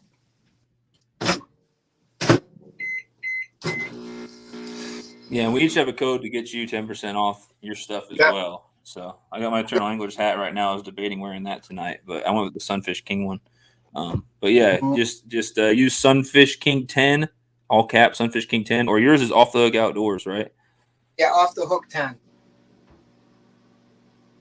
Yeah, Off the Hook 10. Oh, Off the Hook 10. Okay. Yeah, and all caps, I would guess. Wildman, you said you can use a braided line with a mono leader. Now, I don't want to start a big fight or nothing in here. I'm just saying. I don't agree with the braid onto mono or braid onto fluorocarbon. If I'm going to throw something, I want a solid connection from my rod to my fish. I just think that makes a weak link in your line. If I want a fluoro leader, I'm just going to put fluoro line on my rod. That's just the way I think. I'm not saying it's the right way. It's just how I feel in my confidence. With braid and fluoro, with that knot in the braid and fluoro, I believe that's a weak spot in the line, and I don't like to do that. So, hi, Mom. How are you? I don't do that. I'm either using straight braid. I don't use mono at all. It's either braid or fluorocarbon for me. But I don't use the knots with the braid. I get a lot of slipping on the braid, especially the braid now. They have that extra stuff on them that makes them slick so they cast better. So it's really hard to connect the fluoro line to that without having an issue in my eyes. So I don't disagree with you, but I disagree with you, if you know what I mean. I don't want to create a controversy, but just me and my confidence, I either go straight fluoro or straight braid, and that's it. So I'm 50-50 on that. And I know you said you're not trying to spark a whole debate, but ideally, yes, you would just throw on whatever line you wanted to use for your terminal line, because you don't want that weak link, because that's just another thing that can go wrong and fail when you're fighting a big fish. However, let's say that you're not wealthy or lucky enough to have 3 different rods, and one with braid and one with fluoro and one with mono. I know some people who get along just fine. They don't have a lot of money. They'll take out one rod if they're fishing for bass, and they'll string it up with braid. But if they want to switch to something that has a mono or fluoro leader, they'll tie a little bit on the end, and that way, their terminal line is what they want it. So I do agree that does create that weak spot, and ideally you would just have, a different rod for each purpose and for each line. But for those, you got to remember, some people can't afford to do that, or at least whatever situation they're in right now. So, that's something they could do. I agree with that, definitely. And like I said, I don't say that it's wrong or not, but if you got 2 rods and you're going fishing, at least you're going fishing and you're out there. And if you have a spool of fluoro in your pocket and that's what you have it on braid on, so put the mono on and have at it. You know what I mean? So if you do that, like he said, I run a fluoro leader on my braided setups, especially for slow fishing, that's shaky crack. And yeah, that's fine. It's just me with my setups is I have a rod for each technique that I use, and I put the line that I want on that rod. So it's like if I'm throwing a crankbait, I have a St. Croix glass rod for cranking with 12-pound or 14-pound fluoro on it. If I want to go grab and fish wacky style, I grab my rod with my 8 or 10-pound fluoro on it. If I want to go and throw top water, I'll go with my ambassador reel and I'll throw braid. If the water's murky, I put braid on top water so I can get that hook set. Mono stretches too much for me. I don't like the way it feels when I hook set on a fish. It feels like I'm just pulling a rubber band. So I like to either have the fluoro or the braid on it, and that's just my preference. It's not the right way. It's just the way I do it. Yep, like Jeff said, to each his own. Pond Predator, Jeff, he's heading out of here. So later, buddy. And Fish Layer Freshwater just came in. So what's up, Fish Layer? Layer Freshwater. Thanks, Jeff, for the donation, and thanks for stopping in tonight. I really appreciate that. I was going to say, Deer Slayer, you look like you're turning into a bot on me. He said that was his little sister. Yeah, so, but yeah. Spider Steve has a question. What do you think about trailer hooks?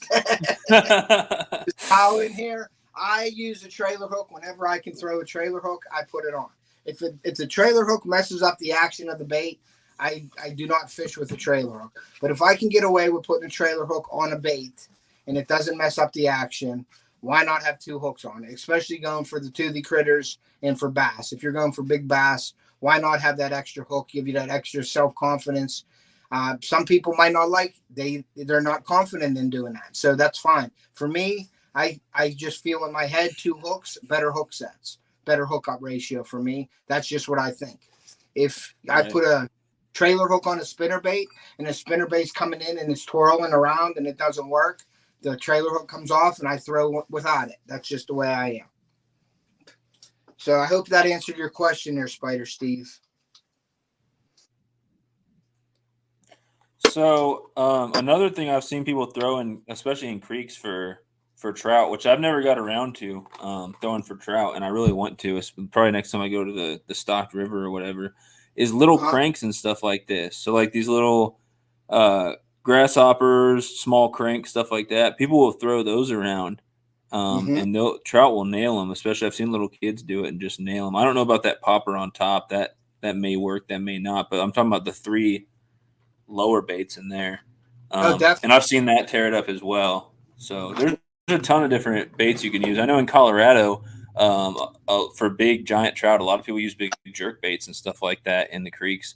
And then other people still, I saw a guy in the Colorado River walking around chucking a giant topwater rat. And I was like, what are you trying to catch? Like, are there bass out here? And he's like, no, I've caught some 5+ pound brown trout on topwater rats and frogs and stuff. I was like, that's insane to think that a trout could get its mouth around something that big when I typically throw size 12 hooks. But those, if you've seen those big giant brown trout, they've got huge mouths compared to the smaller trout. So, and correct me if I'm wrong, King, if you disagree or not, but you have people out there fly fishing, they're using a real small midge and stuff, and it's like a finesse fishing. But a trout is an aggressive fish. I mean, it's a fish. That's why I couldn't find the Rapala minnow and a brown trout that I used, because I was going to try to buy that to give that away also. I couldn't find it out there, and I had to order it, and it wasn't going to get here for a week. So I didn't get it, but I will have it eventually, and I'll give that away. But A trout is a very aggressive fish. People think Oh they're yeah. so and stuff, but man, when I was throwing that minnow, they were coming up and swiping at it, and I catch a lot of trout on a minnow, a Rapala minnow, and even if you get a regular size Rapala, those fish will hit. Brown trout are especially aggressive. Like a lot of people Yep. think they're finesse, and it's not. You can fish them like a bass too, really.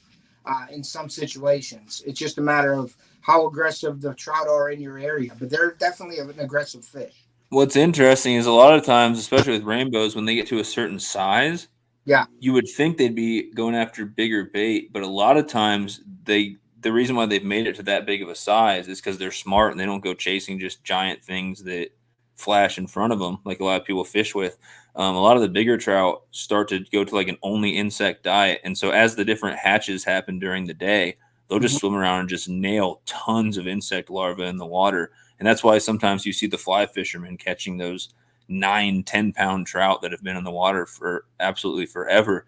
And one of the good things about that is the fly fishermen typically, not always, have a little better fish handling, and those flies don't do as much damage to the fish. And so that 9 pound trout is probably going to survive and everything. But some of the ones, the reason why they get so big is because they just outsmarted all the people fishing for them with those bigger baits. And some of those bigger fish, not always, but some of the bigger fish will switch to like an almost only insect diet to where they're not chasing little minnows and Yeah. stuff like that. So, And my buddy who guides up in Johnstown area, he ties some flies that I couldn't even see. You know what I mean? They're little midges and things, and they're throwing. It looks like specks of black pepper, and they're throwing these and catching these 8-9 pound trout on them. And I'm like, really? And it's like, yeah, it's the time of the year that they go to bugs only, and they'll do dry fly fishing with a real small fly on top with a dropper. And these lures or the flies are so small, they're a little bigger than a grain of pepper, and they're catching them, on that. And that just amazes me. The trout will go around and eat all the bugs, and they're just active all day eating bugs, and that's all they do. we got $20 PayPal donation from HogDeer79. Thank you so much, buddy. Really appreciate that. That'll go straight to the YouTube. He said he wants it to go to the YouTube starter pack, so that'll go straight to the YouTube starter kit giveaway. We'll get you linked. I really appreciate you sponsoring this. Our goal with this thing is to help. We have 12 winners, so our goal with this thing is to help quite a handful of smaller, newer content creators and those who just don't have the equipment they want to put out the content that they want. Yep. And so I know a lot of people out there have dreams to put out good content and what they're passionate about, and other people hopefully will learn from that content and be entertained by it and maybe get inspired to start channels and stuff like that. So we're just really trying to help people out. It wasn't too long ago that me and Off the Hook were brand new channels with no idea what we're doing on YouTube. Not that we're experts now or anything. So we really want to help those people out. I mean, I would have loved to win some type of pack like that when I first started to get me some better equipment and bunch of fishing baits and stuff like that. It would have been really cool. So we're just trying to help out, not necessarily just smaller channels, but people who want to start channels, people who just don't have the filming equipment that they need or that they want to put the stuff out. So it means a lot that you guys are helping out with that. I really appreciate each and every one of you, even those of you who can't afford to drop donations, but those of you who are sharing it out and stuff like that. And just so you know, everyone's got to say, as long as you're subscribed to both of us, you can come in when the voting starts here in about 2 weeks, somewhere in there, and you guys can vote for who you want to win. So you'll have your say that way as well. So appreciate you guys. Yep. You don't have to donate to be a part of it. Definitely share it out and get it out there to as many people as we can. That's awesome. Sean, I have not. He asked the opinion on Fireline. I don't believe I've used Fireline. So I used Fireline one time. It was okay. It didn't do nothing for me. I didn't really use the Fireline much. Now, when I started drop shotting, I think it was 3 or 4 years ago, maybe, when I really got into it. I tried it. And you could say I was drop shotting, but I really wasn't drop shotting. And then I just started getting into it, and I got spider wire. And I used spider wire for drop shotting because it was a really thin diameter line, but it was really strong. And I started out doing that. And I caught a lot of smallmouth on that last year. And but spider line, I haven't really experimented too much with Fireline. Okay. Yeah, and Native Wildman said, I bet your fly will work for Trout Sunfish King. He tied me a fly, which is awesome. It's got an Indian bead for a head and everything. It's really cool. I meant to grab that and bring it up here to show it off as I was talking about trout stuff because I don't have any. I've got little jigs, but I don't have like flies per se. But I had my hands full when I came up here and I forgot to go back down for it, and I was going to be late for the live. So I'll probably have to go take a bathroom break pretty soon because I've been drinking a bunch of Monster, and I worked out today, so I drank a ton of water. So I'll probably grab that if I remember when I go downstairs and show it off. So yeah, I'm not big into using flies just because I don't have a fly setup. You could definitely throw them on spinning setup and still catch on those. So I will probably use that next time I go for trout at the river that we have here in Missouri. That's awesome. Yeah. So yeah, go ahead. After I shoot this bait, guys, after King's done whatever he's going to say, I'm going to do another giveaway. What's up, local life? What Sandy was saying, the reason why the bigger ones will go to bugs only is because the portion ratio and the little things are way more than I'm not sure what she said, the energy they are outputting for the effort. Like if they're going to chase bigger things, I mean, it's 50-50 on that. If they chase something bigger and they catch it, then it's more worth it. But if they switch throughout the day from whatever's hatching at that time, they can just load up on these little mayflies and things like that. Yeah, things that are just spawn. And mayflies, when they are reproducing and doing their thing, there's a ton. Yeah, there's absolutely millions out there. So that's another thing about fly fishing that I want to get into. It's almost like a science, not just tying them, but just going out there with your little box of flies and deciding what you're going to throw at what time of day and how you're going to present it, because different times a year and even different times throughout the day, different insects are hatching and stuff like that in different parts of the water column. And so it's like almost more of a science. And then when you think of someone just going out there and throwing worms or power bait, while there's some skill involved in where you throw it and how you rig it and what you're throwing and everything like that, I feel like it's a lot more scientific to go out there with flies and do it that way. So, yep. Now there's a kit out there, and when I got introduced to this, it was pretty neat. And when I went down West Virginia, I took it, but then I stopped using it. It's just a glass jar, but it's like a small, like a mayonnaise lid, that size of glass. And it's like for something you'd almost see in like a lab or something. And what you do is you dip your hand in the water when the water's running, and you scoop out water with it, and you close it up, and you look in there, and you can actually see the bugs that are floating down the creek or river or whatever. And you look at that, and they were calling like match the hatch. They're looking what's floating down the river, and they try to use a fly that relates to that bug or nymph that's in the water floating. And you'll see people, I was wondering what that was for, but I always seen people scooping water, or they would dip their thermometers in the water as a fly fisherman to see what the temperature is. Certain temperatures, different things hatch at certain times. So it really is a science.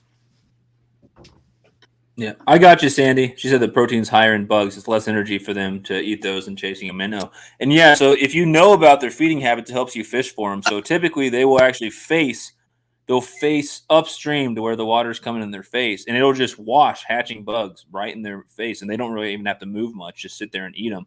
And so if you know that fishing form, it's really helpful. I mean, if you want to be as productive as possible, I watched all these videos from like Addicted Fishing and stuff like that before I actually went out to Colorado for my first time fishing for wild trout. And I may have overdone it a little bit, but I went alone early in the morning, and I wore camo. I wasn't wearing bright colors. I wasn't being loud and listening. I mean, I was listening to music, but it was in my headphones.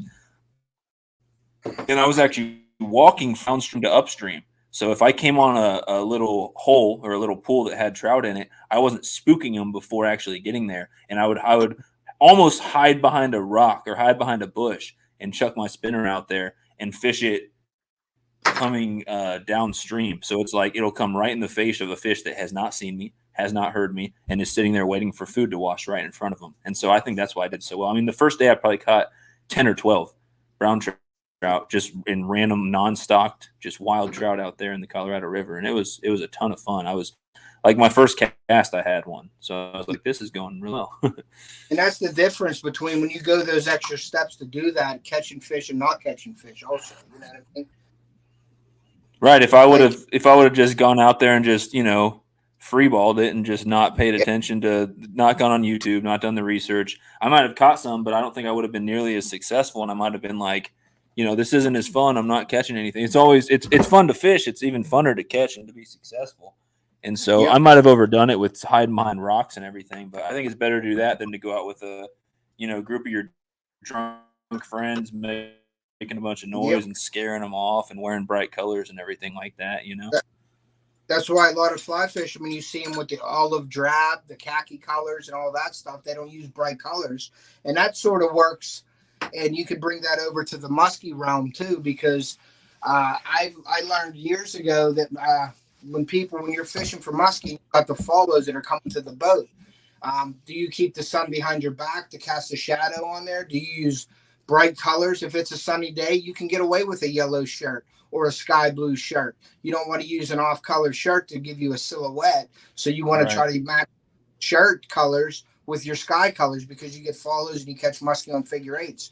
So I was doing that a lot. And if you look at some of my pictures from back in the day, which I haven't, but a lot of my fish catches, I was wearing a light blue shirt or I was wearing a yellow shirt. And I was like, wow, all my muskies I was catching, I never caught a fish when I was wearing like a blue shirt, like a royal blue or like black or something. It was always like a sky blue, a light blue, or yellow or something like that. And the fly fishermen do that too. They wear khaki hats, khaki clothes, greens, browns, and they're walking stream. And I think that really helps. I did my research, but I also think I got lucky. If you look at the old videos, just go to my channel and just type in Colorado, like picture videos from back before I had my GoPro when I was catching all those brown trout and stuff. I wore some camo, like a camo jacket or whatever, and I covered my face and everything. And honestly, it was like brown and kind of orange and kind of green. It was September in Colorado, and by September, it's full-on fall in Colorado. Here in Missouri, it takes a little longer into October or so to really get like that. But the colors were beautiful. The colors up there and on all the trees were like the same color as what I was wearing on my hoodie, so it worked out really good. Yep, and people say I'm crazy for thinking like that, but that works. I swear it does. That's me almost every time, Wild Man. I almost catch fish every time I go fishing, but that's because if I'm not catching bass or anything big, I'll just go out and throw some worms or jigs and make sure I at least get a bluegill or something. I don't like leaving without catching anything. I've gotten skunked, but it's only been like 3 or 4 times in the last year. So but that's because if you're always out there fishing for giant fish, you're going to get skunked more, but your reward's going to be better. So it's just what you like. I'll go out there and I'll fish for catfish or bass or whatever every once in a while. But if I don't catch anything at all, I'll typically throw some jigs or some worms and try to at least get a bluegill or something, before I leave. All right. Well, listening and viewing sounds like a good science class to me. Yeah, but I mean, you think about that. I don't hear too many people talking about the science behind the fishing too much on YouTube. It's basically catching fish and showing you fish. But I like that aspect of talking about all the techniques and things of like what a lot of people don't talk about. I really enjoy talking about like this side of the fishing as opposed to, I use a lure and catch this bass. It's like, well, why did you catch the bass? What was the reason behind catching that bass? I really like talking about that stuff. Do you remember the pre-spawn bass video we did where we were bringing up people's, which I need to do that more because that was a ton of fun with just whatever fish, but bringing up people's like depth maps on their local lakes and stuff like that. I think we looked at Edinburgh and we looked at some other people's stuff, helped that one guy with the tournament and everything. Yep. I mentioned that as well with like the video that I showed there's a fine balance. You've got everyone from watching from biologists all the way to people who they don't care what they're catching, if it's a perch, a sunfish, a bass, whatever. There's like, it's either bass or it's bait, it's either catfish or it's bait. So you want to provide some of that science and have a reason to back why the fish are doing this or why you're able to catch fish in these conditions, so that you're actually giving like a good solid reasoning of why.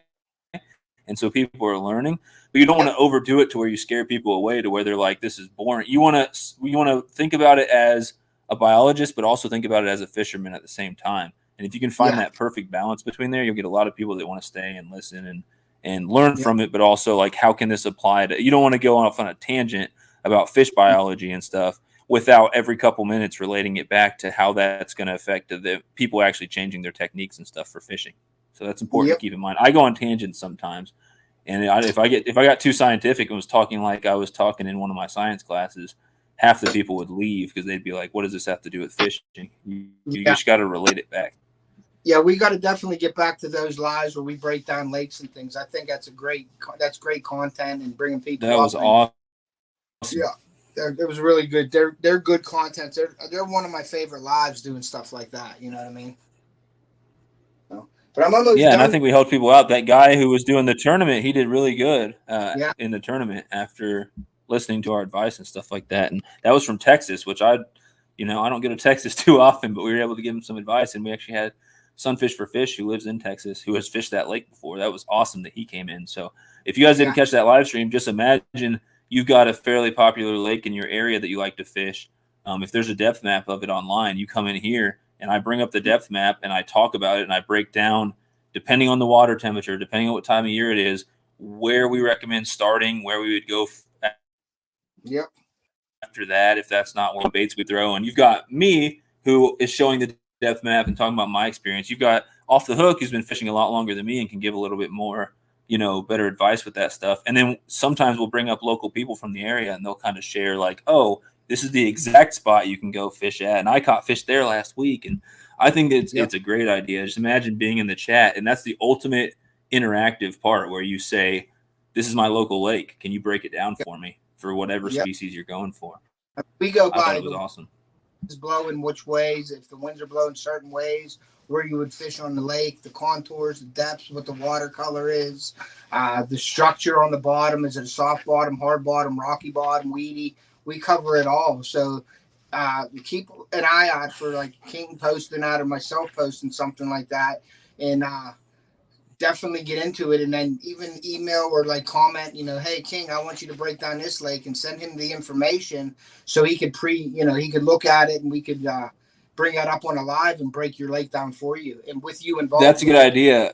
Yeah, I might do that once or twice a month over the summer. If it was up to me, I'd do it once a week. But we'll call it like Sunfish King's Lake Breakdown or something like that. And I'd be happy to have Off the Hook or whoever wants to come in. I mean, if you wanted to be a regular, I could do it on a day when you're free. If people just stop in, and give some advice. I can't promise I'll let 10 people up on panel because that might take away from it.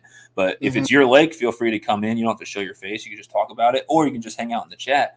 And that's what I might do. I might put out a community post with my email and just say, hey, email me your local lake. I'll look up, I'll pick, a few from here. I'll find out which ones have depth maps, and we will, depending on who comes in, if the people whose lake they are come in, we'll go through a couple of them. I can't promise we'll go through 12 in one night, but we can go through 3 or 4 or 5 lakes and really break them down and talk about advice for fishing them and stuff like that. I think it's a ton of fun. And not only will that help you guys, that'll help our skills as well, because we're looking at a lake that we've never fished before, but just based off the structure and the depth changes and stuff like that, we think about what would our technique be going there and fishing that for the first time. So, and definitely don't get like overwhelmed and think that you're like, that we know everything, because we don't know everything. And that's what the reason why we bring people in there is to get everybody's opinion on it. I learn every time I'm on the live, the King's Live, when we're doing like a tech talk or a YouTube talk.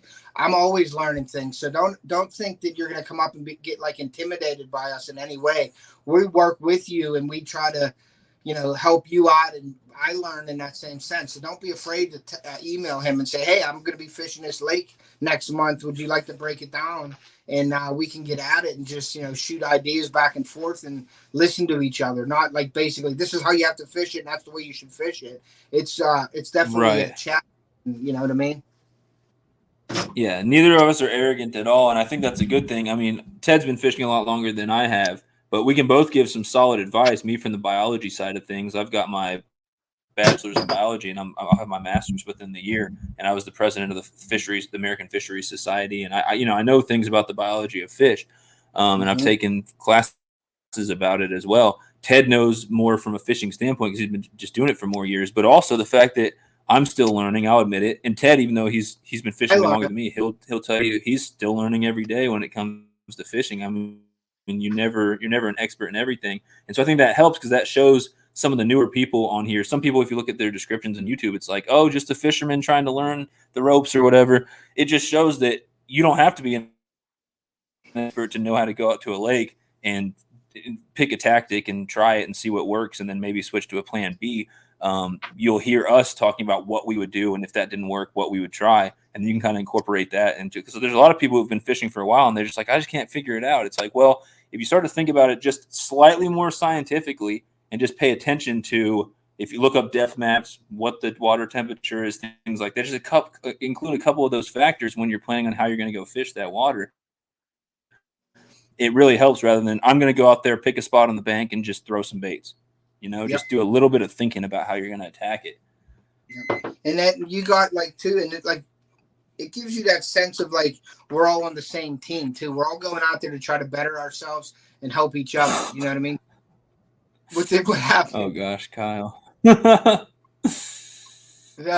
trailer hook thing. You missed it. You were sleeping. You were taking a nap or something, Yeah. Mark. I think he's kind of older than me, so he's probably taking a nap. But you came back in. Thank you. Yeah, Kyle. Alicia, that's terrible. She caught a crappie and then she snapped her rod in half.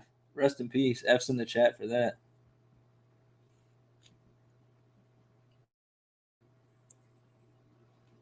No way, Alicia. I'm sorry. There's something. I just went out for a second. I don't know. Kyle said he did those off. That's Can hilarious. You hear me, King? What's up, Trout Slayer? How's it going, buddy? Yeah. On my screen, you froze up for a second, but I almost promised it was me freezing up for a second. So. Okay, cool. Well, that's okay. But I did mention, Kyle, while you were taking your old man nap, that I don't use trailer all the time, but I do use it most of the time when I can. But if it affects my lure, then I won't use one. So I did say that. But I do recommend. I use them as a feel good bait for me. With an extra hook on it, I believe I have a better hookup ratio. But you can, you old folks can do it your way, and then us younger folks can do it our way. There's nothing wrong with that. That's funny. We're all fishing, so we're all doing the same thing. You can agree to disagree on it. How's that? How are those baits coming along there, Ted? I got about 25 baits, and they're all the white with the silver. I'm using them up because I got a giveaway for Jakey Crack too. I donated. He's doing a giveaway to all the kids on his Facebook page, and I told him nice. I was going to make baits for him too. So this color, I poured extra plastic in there so I could make him some baits also. So I'm almost done with this white and silver, and I'm going to do a giveaway right now because I said it about a half an hour ago and we got on talking. So I'm definitely going to do a giveaway right now. Cool. I'm going to do one of my favorite lures. I'm going to do the silver Phoebe lure right now, guys. And we got 20 in the chat, I think. So, hey, Jared, thank you for coming in. PA Trout Slayer. Thank you. I'm sorry if I missed Jared? You. But I'm going to give away the silver Phoebe lure. It's the 1/8 ounce, the exact one that I was using to catching the fish in my previous videos. So I'm going to put the check mark in the chat, and you guys can start picking from 1 to 25 after you see the green check mark, please. And you guys can go. So 1 to 50, whoever's closest without going over wins. And whoever is first in my chat, if there are multiple same numbers, then the first person that I see Chunky is awesome. How is he doing tonight? So we're going to just see who's closest. And this is for the silver Phoebe.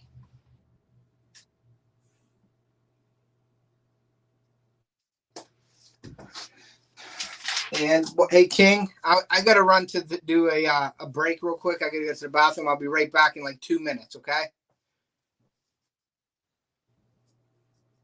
All right, I'll be right back. Yeah, sorry. So I think I keep freezing up, guys. On my end on StreamYard, it looks like Ted's freezing up, but I've got YouTube open on the side, and I know it's my end that's screwing up. So I don't know what it is. My internet's not the best here, but when I go live, it's okay. It seems like when I join other people's channels, sometimes it's not the greatest. So you say 0.88 Alicia? That's awesom. 0.25, 0.88. So I guess while he's gone, we're going to be giving away that Phoebe lure here in a second, but I'll start showing off some stuff. There is a kid, his name is Lumen Bertraw on Fishbrain, and he interviewed me for he was actually his class was doing articles that were trying to get published in like New York Times for some kids article, and it was about someone you look up to, and he decided to interview me, which I was very honored. But after doing it, he sent me a ton of trout baits and stuff like that. So just kind of to show off some of the stuff you guys can use for trout. He sent these little size 16 treble hooks on there, which you could use for power bait, stuff like that. Again, I like to use a little bit bigger, and I like to use salmon egg hooks so that they don't get swallowed. But he included some of this sherbet color power bait in the power bait putty. That's another color I use besides the orange and chartreuse. And I'll show off some more of these lures in here after we do this giveaway. But he sent me this box, and he put trout. I won't put the address on there. He put trout mystery tackle box. He kind of made me a mystery tackle box, this kid from Fish Brain. So I thought it was super cool, and I showed it off in one of my lives, but I'll show off some of these baits after we do this next giveaway just to kind of show just an idea of like how variable the baits are and the things are you can use for trout. Cool. Hi, what's up, Nick from Eternal Anglers? Thanks for stopping by. He's saying hello to me and you, King. I think it's Nick from Awesome. Nice halibut video the other day. I liked that. They're putting some fishing content out on that channel now. Mm-hmm. Hopefully we're going to be putting some fishing content on it this year also. We should do some type of Eternal Anglers collab thing where we each go out and do some type of challenge. I don't know, maybe with off the hook baits or something like that. Whatever. I don't know. Something. And then we could like put it together and put it out on the Eternal Anglers channel. I just think that'd be cool. Just an idea. Yep. No, I like that. I also got with Nick about maybe doing an Eternal Anglers tournament also coming up, June, July. I mean, it's so packed right now. Like, I don't know if anybody knows this, but I got somebody to come up to my place this year, and me and Sunfish King are going to get together in May, and we're going to do a collab. So keep an eye out for that. That's going to be an awesome weekend. We are going to probably go up to Freezer Bound's Rendezvous weekend, so that's awesome that he's coming up that same weekend. So we're going to head up to Adam's place probably Saturday, maybe late morning, because we're definitely going to be fishing in the morning. And I forgot that Friday, we're going to fish Friday all day. We're going to get up Saturday and fish the morning, then probably take a ride up to, because that's the first time I'm going up there too. So that'll be a first time for me, King, and I think Molly is going to come with us. We're going to go up there, meet everybody, get back to the lake, fish Saturday night, then get up Sunday and fish again. So you keep an eye out for some live streams that we're going to be doing together, and definitely some videos coming out. Yeah, I would love to film plenty of that stuff. I'll bring extra battery packs and chargers, and SD cards is what I really need to do. But I'd love to film most of our stuff out there. I'd love to do at least 1 or 2 fishing lives, and then maybe one live one of those nights, Saturday night or something, back from the house if you get good enough internet, and just do a live there and just talk with people and just say what's up. Because that'd be cool having us both in the same room rather than having this bar between us and everything. And knowing you, your internet's probably better there, and I won't be freezing up as much. So I think that'd be cool. We have internet there. Yeah, definitely. I'm just hoping, like I said, my hotspot that I have for my, when we do our thing, we'll do it from StreamYard. That way we could, if we wanted to bring anybody up or whatever. But I'm hoping this year that my internet, my hotspot's good, so I can do the streaming from my GoPro too when I'm out there without you being there. I'm saying just doing it through my GoPro. So I hope that works out this year, because there's going to be a lot of, I got to buy the StreamYard. Yeah. And do that too, but hopefully either way you'll have your iPhone. Yeah. So I mean, if you can't at least go live from that, but I really hope for your sake it works out, because I have not been able to go live from the GoPro outside of Wi-Fi. It just doesn't. What we'll do is it could be because of my phone, honestly. Yeah, we can go live from in the camp or in my place, my house, or we can go live right on the boat too, floating out in the water. We could do something like that too. So that'll be really awesome. That'd be cool. Guys. So definitely keep an eye out, and me and King will be talking about what we're going to do, and I'll probably have 16 million pieces of equipment, and he'll have all his equipment, and it'll look like a big spaceship floating out there on the water with all our cameras and stuff we'll have up, but it'll be awesome. So, and hopefully I'll have my microphones by then, and we'll be both checking out the microphones, seeing how they work out. We'll be sharing that with you guys. I'll be doing, product reviews and stuff like that. So keep an eye out on all that. But instead of me talking, let me stop this chat so we can give this away real quick. So you're turning to Sunfish King, man, just rambling. I can go on, but that, it's what I love to do. I mean, I love talking about fishing and hunting and things like that. Especially you're up here, and we're going to be collabing. It's going to be awesome. And Dark 30 and I are going to be doing a collab sometime for muskie this year, so I'm really excited about that. I'll be hooking up with John from Small Water Charters in Florida this year coming up. So I'm looking forward to a great year and to step it up a little bit on my channel. So. Yeah, I definitely need to get with John and Lindy on one of these days. I know it's kind of a trip for me, but it's a bigger trip for you. You're further away, but I'd love to. I think Adam from Freezer Bond is scheduling a trip with John down there sometime this year, I think. So we'll have to talk later, to Adam. Sandy. Appreciate you. Always like having you in here. Thank you. Thank you for coming in. And we're going to do the giveaway right now. So for that silver Phoebe lure, the number is 25. So whoever picked 25. I think we had a 25 in here. Let me go check. Wait, if we had a 20. Okay, that's fine, Kyle. I definitely want to hook up with you. Alicia said 0.25. Dang. Really? I see. Who said 22? Steve said 22. But Kyle said it first. Kyle said 22 first. But PA Trout Slayer said 22 before that. Ooh. Steve, it's funny because Alicia said 0.25, but not 25. Well, I think she did that because she got the win. But that wasn't. Hey, Alicia, you can enter still because you got it donated to you.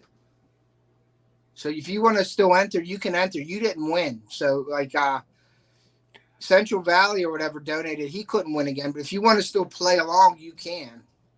I don't want to, you got that donated to you. I don't want to say you can't win because you got it donated to you. So, do you see anything closer than PA Trout Slayer who said 22? I see Local Life, but he went over 26. That was the close. I see 22. Right. I see 22, and that is it. Yeah, I think it was PA, and you might be able to drive it to him. You might save some money on shipping. Not with the gas prices. No, I'd rather ship it. No. Exactly. If you drive down the street, it's more expensive than shipping it now. All right. Well, PA Trout, he's always trout fishing. So try this Phoebe lure out, buddy, and make a video on it, and let him know where you got it at, and catch some trout on it, buddy. Congratulations. So PA Trout is the winner, correct? Yeah, unless anyone else wants to dispute that. See, the first person who said 22, which was our closest number without going over, was PA Trout Slayer. Local Life was just one away. If he would have said 25, he would have nailed it. But Kyle and Steve from Wyoming had 22 as well. They were just after Trout Slayer. So, all right, cool. Yeah, there you go, PA Trout Slayer. So email me, please, your address, and I will either drive it to you or take a bus and give it to you, or I'll mail it. Probably mail it, though. Cheaper. Alicia said erase that period. Erase that period. So, yeah, PA, just go to my description of my video, or if somebody wants to share my email out, please do. And PA, just email me, and I will send them out tomorrow or Monday. And that's for the silver Phoebe lure. I'm going to take my bathroom break real quick. And while I'm down there, I think I'm going to see if I can get Native Wildman's fly that he sent me. So, yeah, no doubt. Yep, no problem. All right, guys. So I'm still messing with this white and silver flake. I wanted to say a big shout out to Livin MN Outdoors and Daniel for ordering the baits off me. I appreciate that so much. Thank you, Raven Cat, for sharing out my email. But Daniel put a nice order in for my baits, and I really appreciate that. And that's what I'm making tonight. And I just wanted to say thank you, Livin MN. If you haven't checked out Livin MN, please do. Everybody in here is probably already hooked set to him. But please go check them out. They're doing great things up here. I'm looking forward to his season in the open water, what he's going to be catching. So definitely check Livin MN Outdoors out. And Carter's Custom Lures are in here. Hey, Charlie, how are you, buddy? Thank you for coming in. I appreciate that. Really do.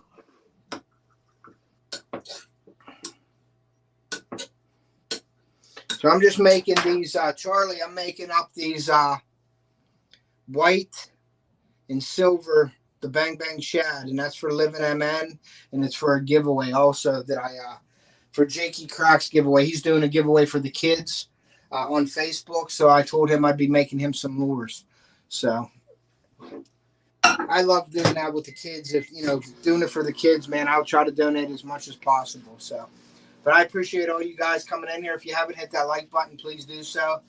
That helps me out a lot. And then after this live does post and go on the YouTube, please go back and make a comment. Let me know how you liked the live. If there's anything I could do different to make it better. If you didn't like it, let me know also, so I can make it better for you guys. But I appreciate that. Charlie from Ugly Dog's in here too. Charles, I call him Charles, and I call Carter's Customs Charlie. So Jason's in here. He hit that like button. Jason's saying do that. But yeah, I really appreciate Jason. He made a really nice donation to my channel, which helps out a lot. And everything that comes into the, that's donated to my channel goes right back into my YouTube channel and things like that. It's for the baits. And things I got for giveaways. So I really appreciate everything. The people that donate tonight, though, are actually, that's going to go to our YouTube giveaway. That helps out with the shipping a lot. We put that back into it, and we'll be putting out a lot of shipping this year. So thank you. It's okay. Be better if I won. Spider Steve saying it would be better if he won. I didn't see Spider Steve enter, though, so I don't know. I don't know if he entered or not.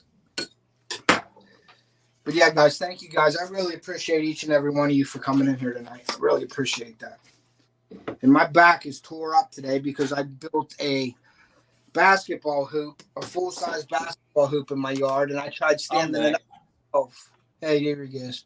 And I tried standing it up myself, and I ended up wrenching my back. So I took some ibuprofen before the live. So I couldn't find that fly. I'm guessing that I stuffed it away somewhere with some other stuff, so I'll have to go find that later. I didn't want to take too much time. Yeah, but I will mention again for anyone who missed my live stream, Native Wildman sent me a couple things. He doesn't have stickers yet, but he sent me like a copy of his hand-drawn logo, and so I put that on my sticker board. He sent me a spinnerbait and a buzz bait that he made for my 2,000 subscriber giveaway. Once I hit there, I'm not even at 1,500 yet, so we got a while to go, but I'm accepting donations and stuff for that. I want to do a huge giveaway when I hit that. Yeah, for people. Sooner than later. And he made me that awesome fly, which I'll show off again eventually once I find it. I've got it downstairs somewhere, and I didn't feel like spending too long down there. But something that he sent me, which is actually a really good idea for a challenge. He sent me this spinnerbait here. That he's used this exact one. He's caught a walleye on it, and then he sent it to me, a blue spinnerbait. And then he sent me this fly that he made, which that would work for trout. It's a little big, but my plan for these is crappie spawn should be anytime soon. I think I might be able to land a crappie on both these guys, and so that would be the easy way to beat. But the challenge is to catch a fish on both of these without obviously losing the baits or anything. So that's gonna be the challenge. But catch a fish on both of these. And then I have to send them to somebody after that.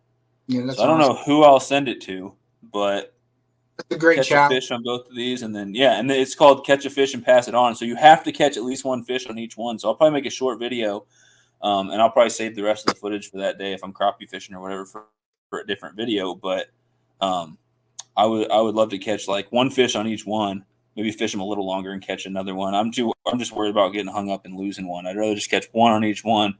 And then pick someone to send it forward to. I had a couple of different people said they wanted it. I think Deer Slayer said he wants this. I don't know who else. There's a few people who said that they would love the challenge of trying to catch a fish on each one of these things. So yeah, I think that'd be cool. So that's the fly a little bit closer. It's a heavy one. Yep. Hey, Native Wildman, if you're still in here, did you receive my baits yet? I didn't know if you received them or not. JJ Drone says, do a drawing from the comments from this video. From the video. Do a drawing from comments from the video. Yeah, that's another thing. Hey, Fluff and Stuff, thank you for coming in. I appreciate that. What up, Fluff? Good morning. It's good morning over there. It's good evening over here. Yeah, that's it. That's an idea. Sometimes I do that, Jason from JJ Drones. I'll do a video and I'll have somebody comment or hashtag in the video to win something. I got my Runkle tackle bag, the backpack tackle bag that I have to do like this week. I think I have to make the video this week. Right.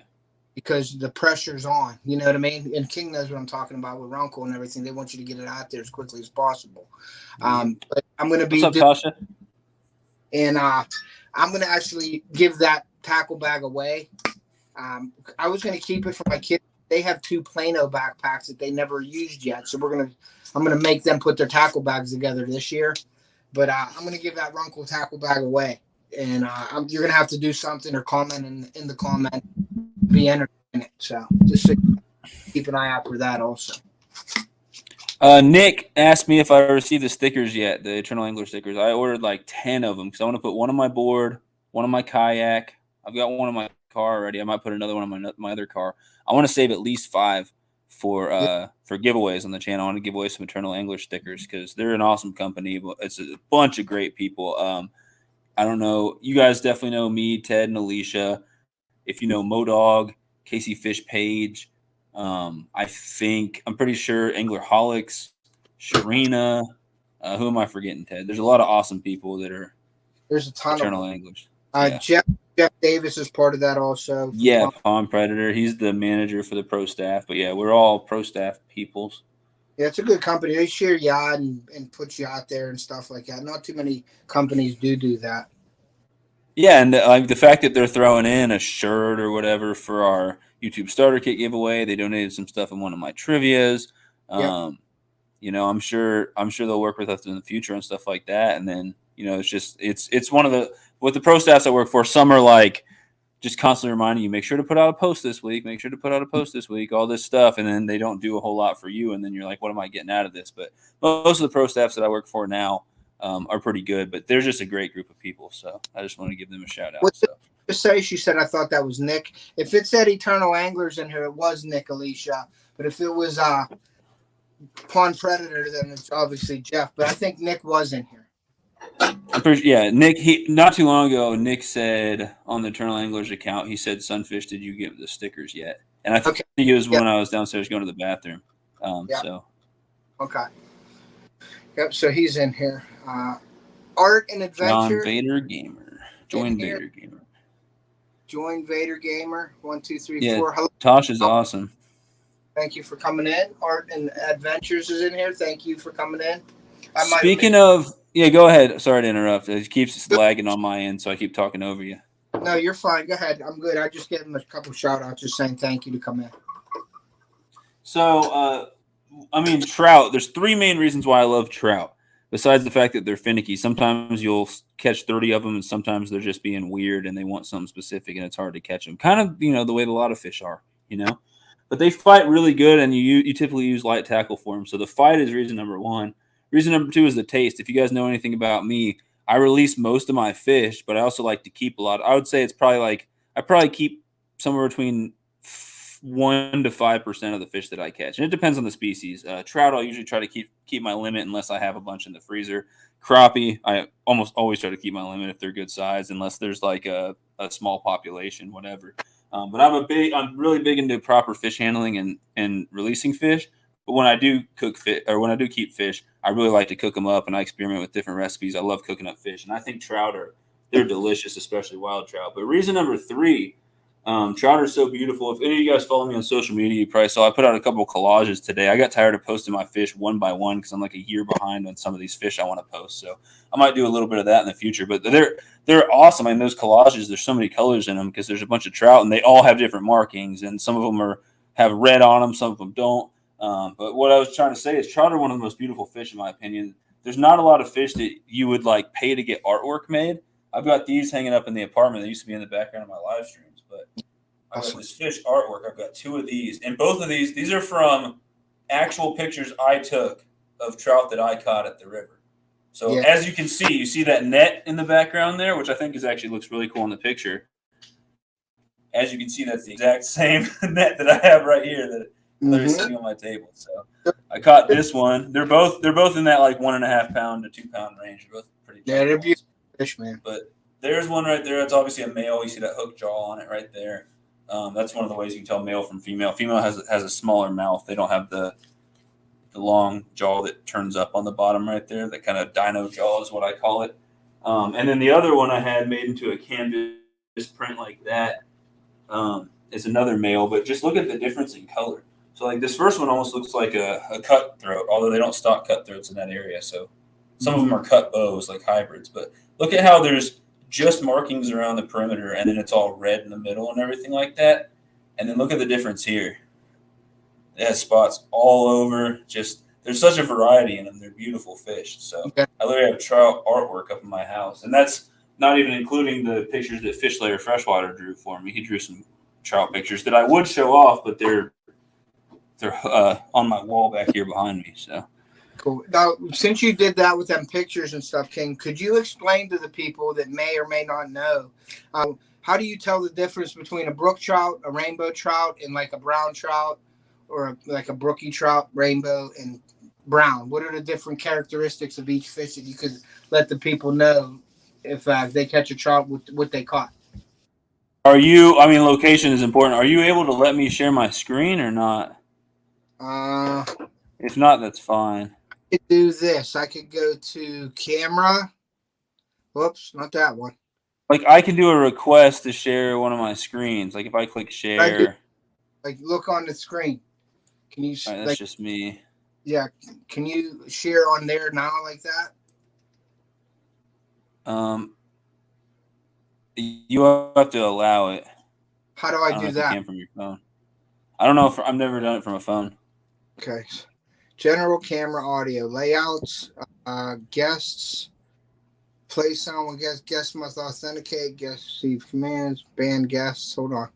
Let me just look and see the layout. Oh, there you can see my pictures though while I'm full screen that Fish Layer did for me. He's got the rainbow trout he drew for me and the brown trout he drew for me. And so if you enter this YouTube Starter Kit giveaway, the first 3 places get a custom drawn fish of any freshwater fish they want from Fish Layer Freshwater. As you can see, he does a great job. I love the brown trout. Rainbow trout I think I like even better. And then I love I'm having a hard time pointing because I'm backwards. But I love the sunfish he did for me.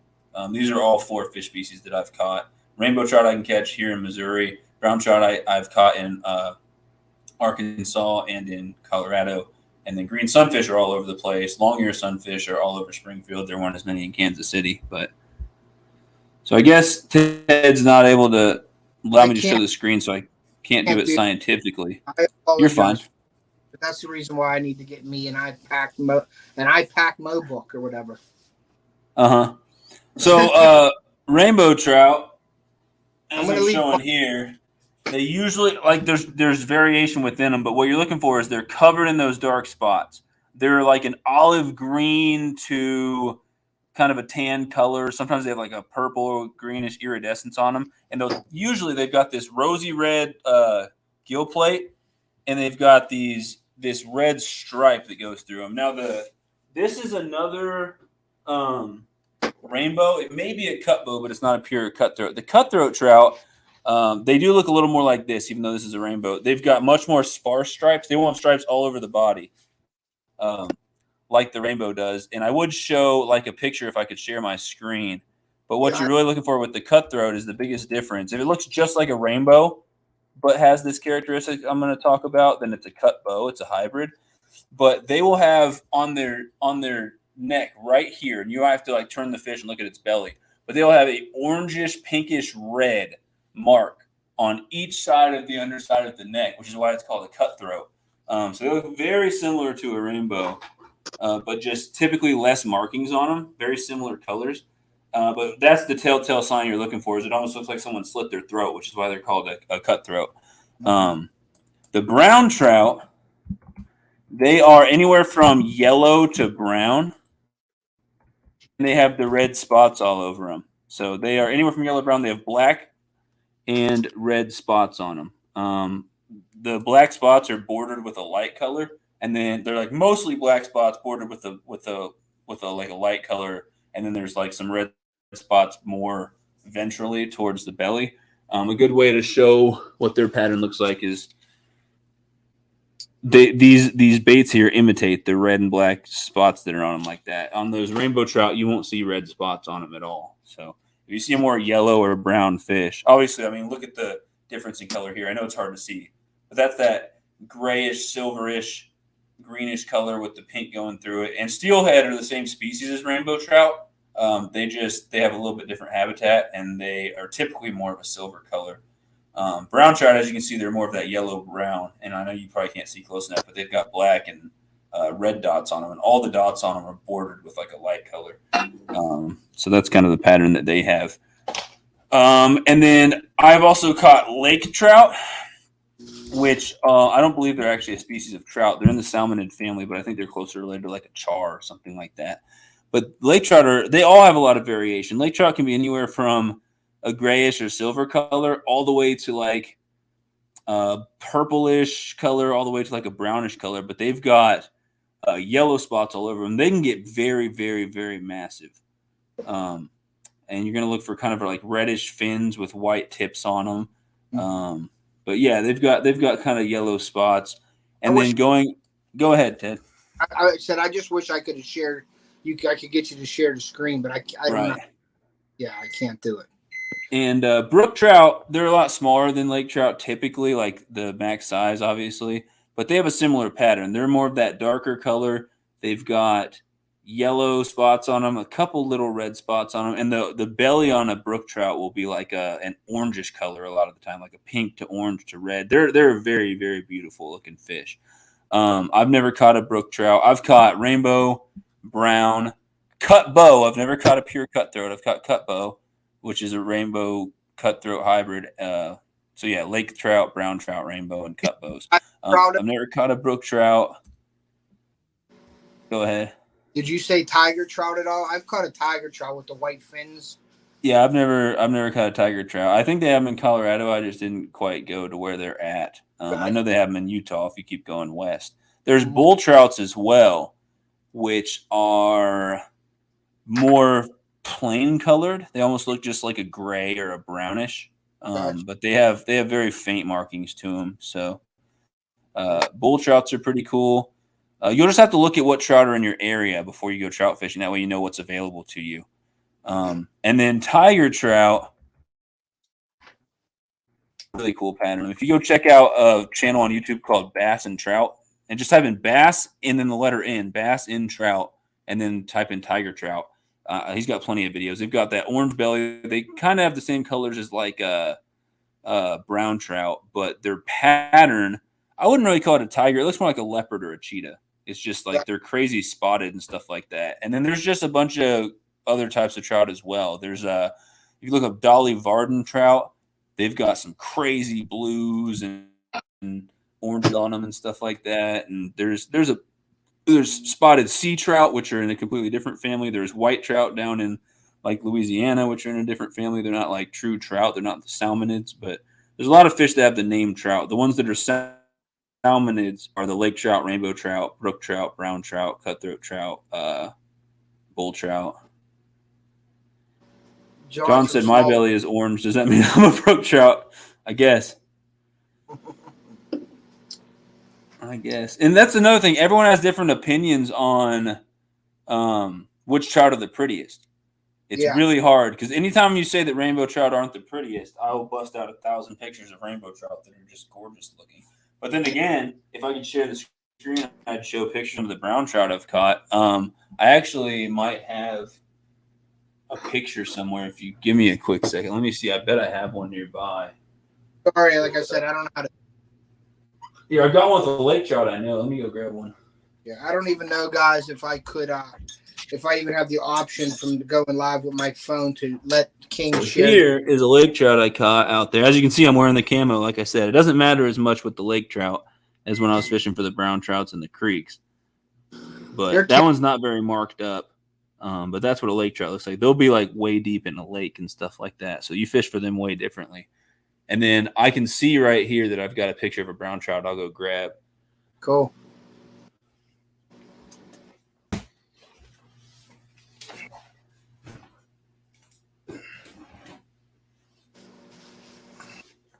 I'm a brown trout guy. I love the brown trout. I really like the way they do it.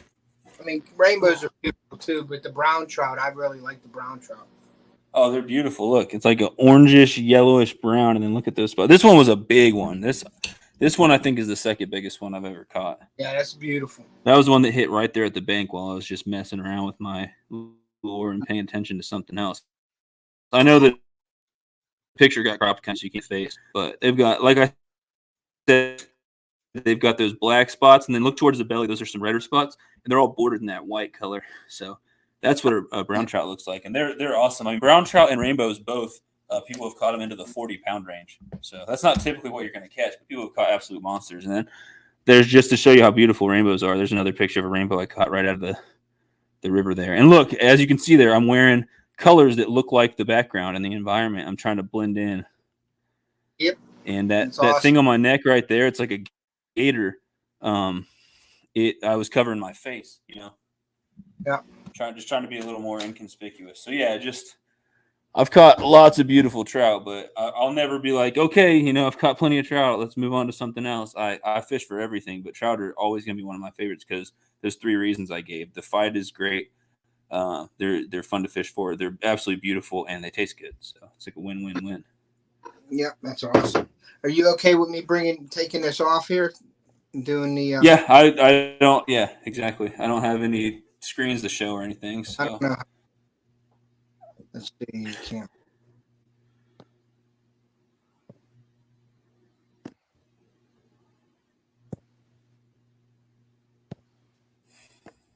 Okay, there we go. Cool. Yeah. John's getting crazy in the chat. Added John. John is at it again. Ryan, Ted's probably, if you're talking about tonight, Ted's probably fine with it. I don't know. I don't want to speak for him, but just to warn you in the fishing community and really any live stream, I don't care about it on my channel because I like to support other people. But just as a general rule, you probably shouldn't come into other people's live and say, I'm about to go live, because people will view that as you trying to take people away. Now, I don't think Ted's probably going to be too upset about it. He understands that people hop around and support other people. I mean, we do it too. But if you're talking about here tonight, I mean, obviously can't come in because I'm in here. But if anyone wants to check out that fishing trivia, it'll be on Ryan Smith's channel, I guess, here in a little bit. But that's just my advice for you, so you don't make anyone upset. I try not to go in live streams back. I'm going live in 30 minutes because that'll usually piss off the host in there. But I think you should be fine in here. Just wanted to give you that warning for other channels. Yep, there you go. You said, well said. Or at least ask if you could say it. You know what I mean? Like maybe ask permission from the guy, the host, or something like that. If like anybody wants to make an announcements, they're usually good in my channel. But yeah, if you want to go live, you want people to stop over, yeah, just ask and say, hey, do you mind if I make an announcement? And then you make your announcement. But yeah, when you just roll in and say that, then that could fire some people off. I'm not mad at you. Yeah, he gave you some good advice on that one. Yeah, and even you, Ted, you know that you're welcome to say whatever as far as like channel announcements in my live streams, because I'm all about helping people out and promoting their stuff. But you still ask me. You're still like, hey, can I make an announcement, King? And I think Kyle asked me that the other day in my live stream. Hey, can I make an announcement? Can I do a shameless plug? And I was like, for sure. Like, I always appreciate when people ask first. But, you know, if you came in and you're like, I'm doing a giveaway right now, I'd still be like, go check out his giveaway. Let's share the link, you know. Just a respect thing. I always err on the side of being polite and respectful for people, just because you never know if someone's had a bad day and if it's going to set them off or anything, you know. Yeah. That was good advice. So yeah, so we'll do another. We're gonna do. Hey Ted, mind if I make an announcement? Go ahead, buddy. He's gonna do his bruiser bait thing. Go ahead, John. You can make one. I know where this is going. Joe's not in here. Maybe. Oh yeah, he did. You were right. I was just worried he was gonna say something crazy. He do the bruiser baits thing? Yeah, we've actually already said that tonight earlier. Ted did a shameless plug for you while he was showing off his sticker board and his bruiser bait sticker. And I think he was in here. He heard me say that he was going live. He was doing his premiere at 8:00, and I didn't mind if people went over. I support John. John supports me. They're great. They have a great channel. If you want to see big bass caught, you want to probably go to my channel. But if you want to see some other big bass caught, go to sorry. No, you don't want to stay away from my channel if you want to see big bass caught. You'll see one every 3 months or something. I really don't want to get John started, so I take that back, John. You know, if you want to go back and you want to see some big bass being caught on the Lake O down in Florida, go watch Lindy and Smallwater Charters. They're great. Hate to have later, to Nick from Eternal Anglers. Appreciate you coming in. And yeah, guys, if you guys want to, I would highly recommend going and just go to eternalanglers.com. The best way to do it so that it helps everyone out, is to go through the link in one of my video descriptions or on my about page, or do the same thing for Ted and then use one of our codes, because that way you get 10% off, and then we get a little bit of a channel commission for that as well.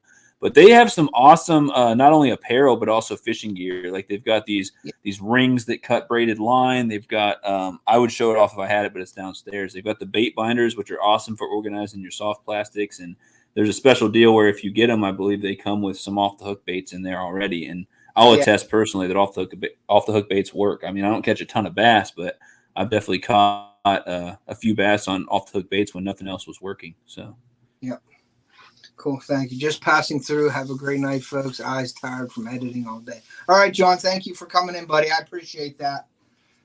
Keep the pictures coming, buddy. Keep the pictures coming. Later, John. Tell the wife I said hi. Catch some big fish. Good luck out there on the water, guys.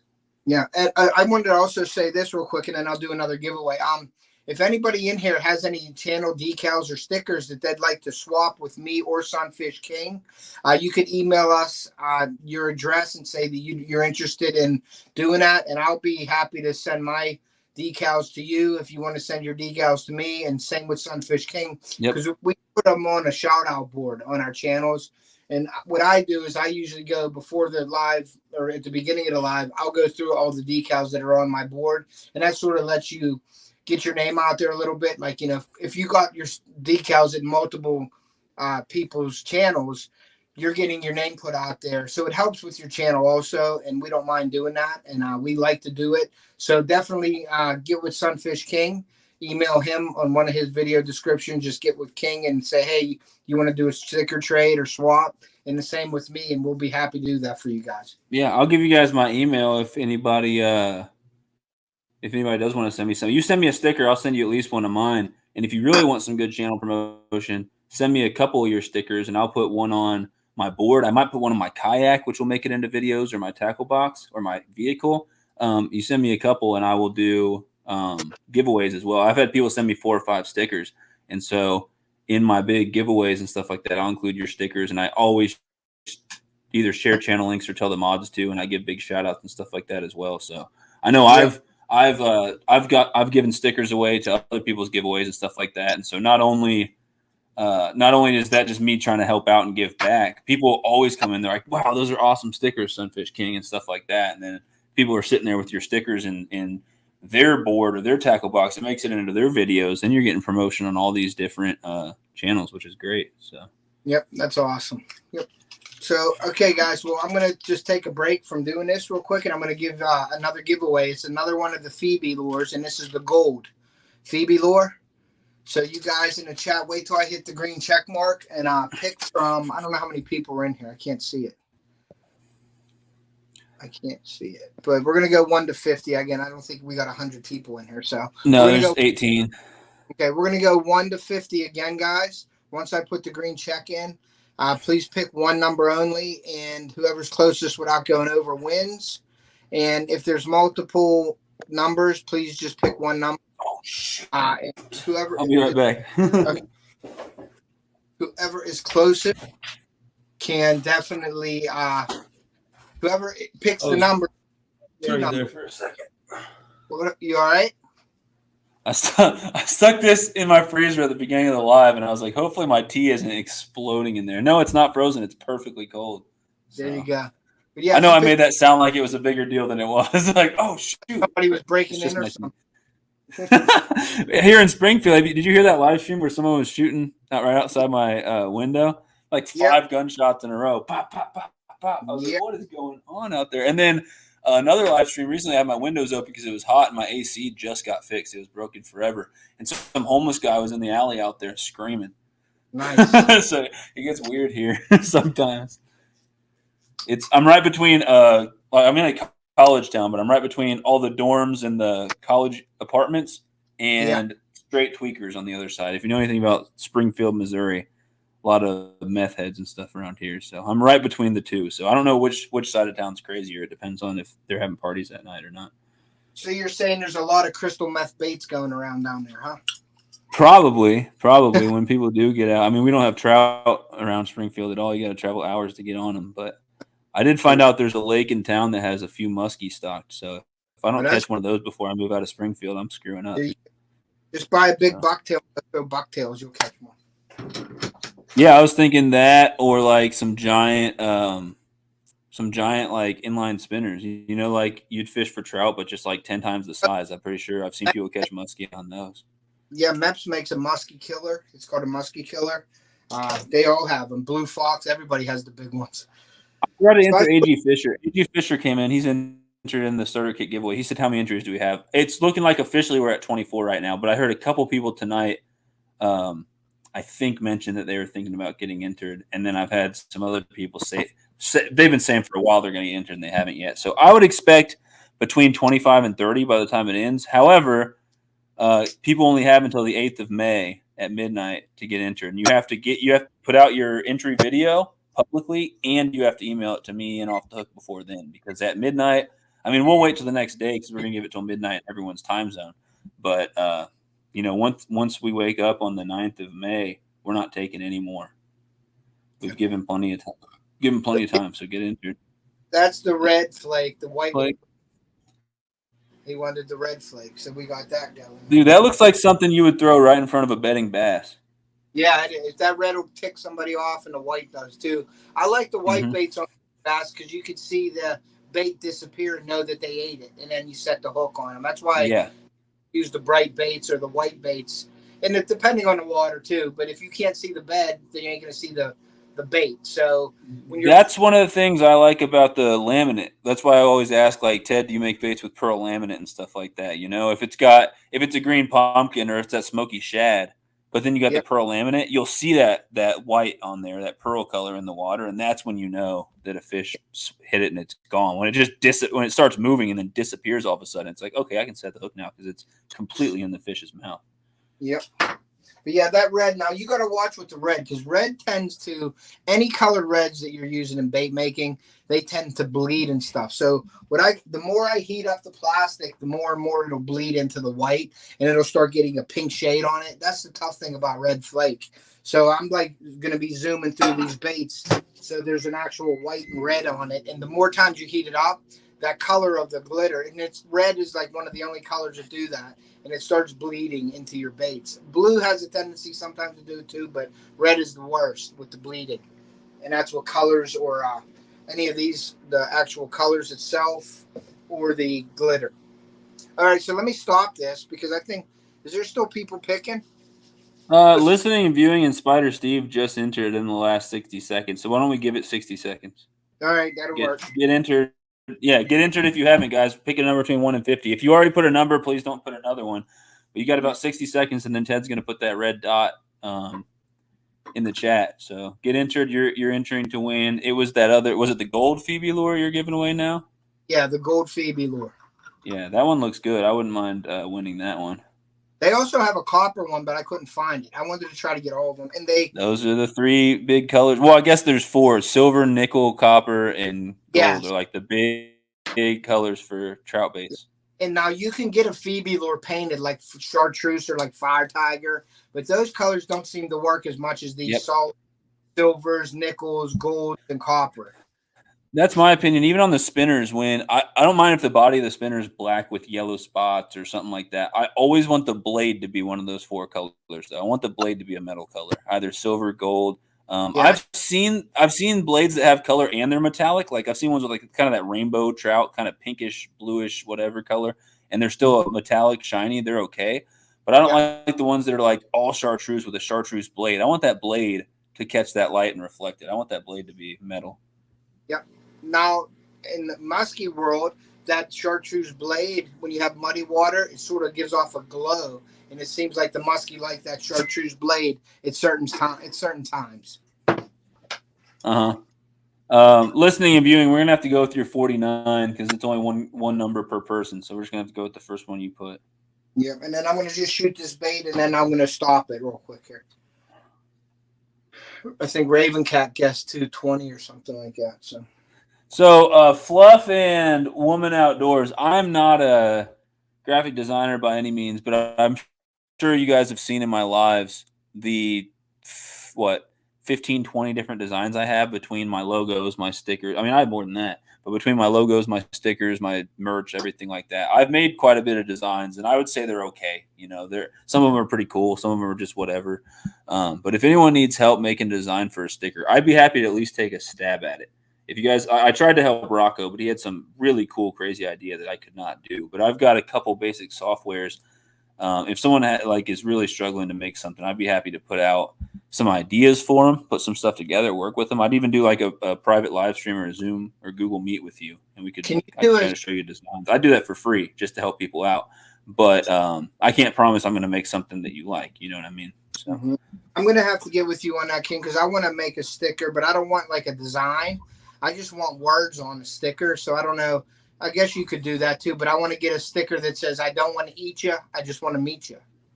And that'll be one of my my second sticker, because I like that design. I don't want to go off. I don't want to veer off from my off the hook design. I like that design, and that's what I'm going to keep at. But a saying that you'll hear me say in my videos every once in a while when I'm fishing, hey, I don't want to eat you. I just want to meet you. And I think that'd be a cool sticker.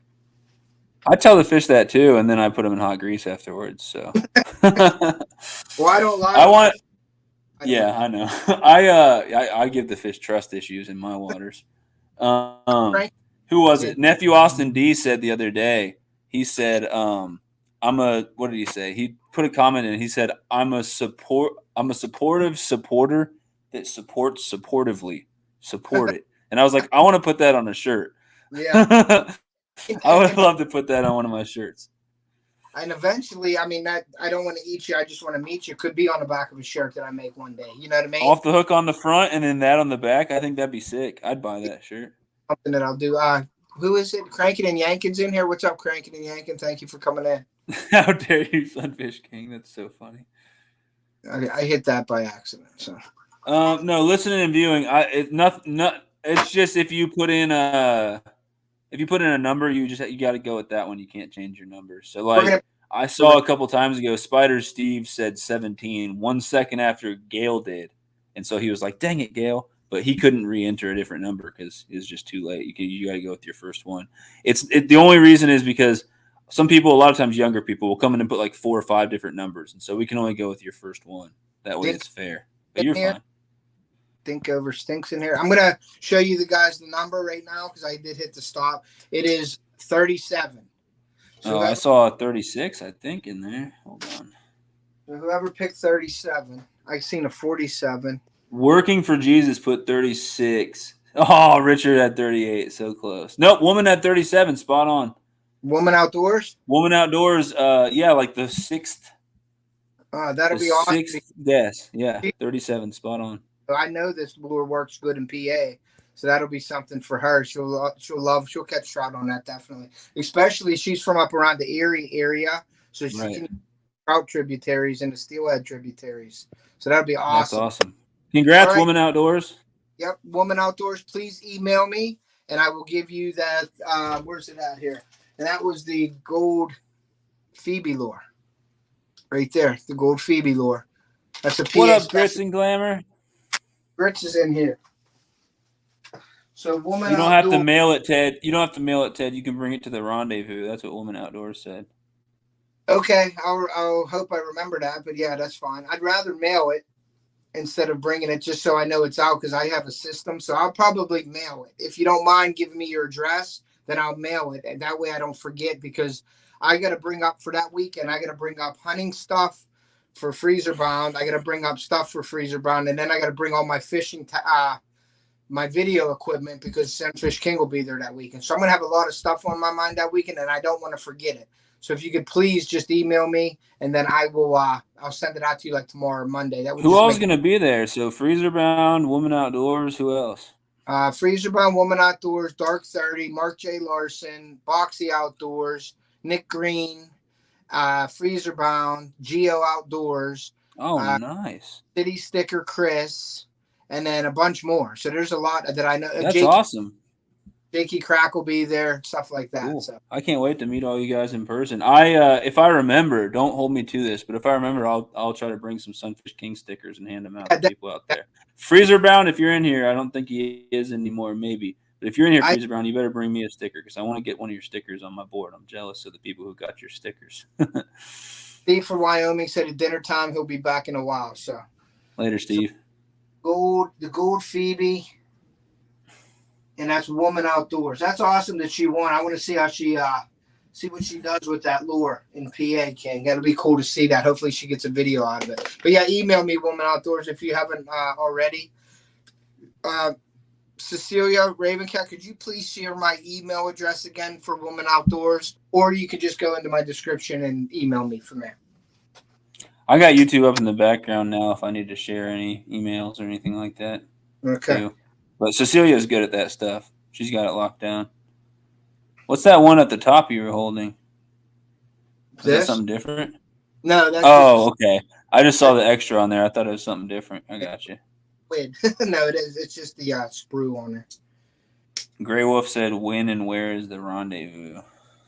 When it is the weekend of May 21st, May 21st. And what you can do is you can go to Freezerbound Outdoors channel, and he has a video on everything and what they're doing. They have a lot of stuff for kids and things up there. So they have like zip lines. They have a pond you can fish, so we could even take a rod up and fish. I should do that. But it's a big pond. It ain't like a pond. It's a pretty decent sized pond. I know it won't be topwater time yet, will it? Because that's normally when I fish ponds. It's probably going to be a soft plastic type of situation. It probably will. And I know it's at least 100 yards long because I'm doing the 100-yard crossbow challenge. I'm shooting my crossbow 100 yards to hit a balloon. So we're going to try to do that. And he sent me a message. Fishing around Chicago with Bill. Thank you for coming in. What up, Bill? We're going to shoot across the pond in a balloon with my new crossbow and see if I could hit the 100. I think Bill said he was the only one that he only uses live bait, I believe, unless I'm wrong.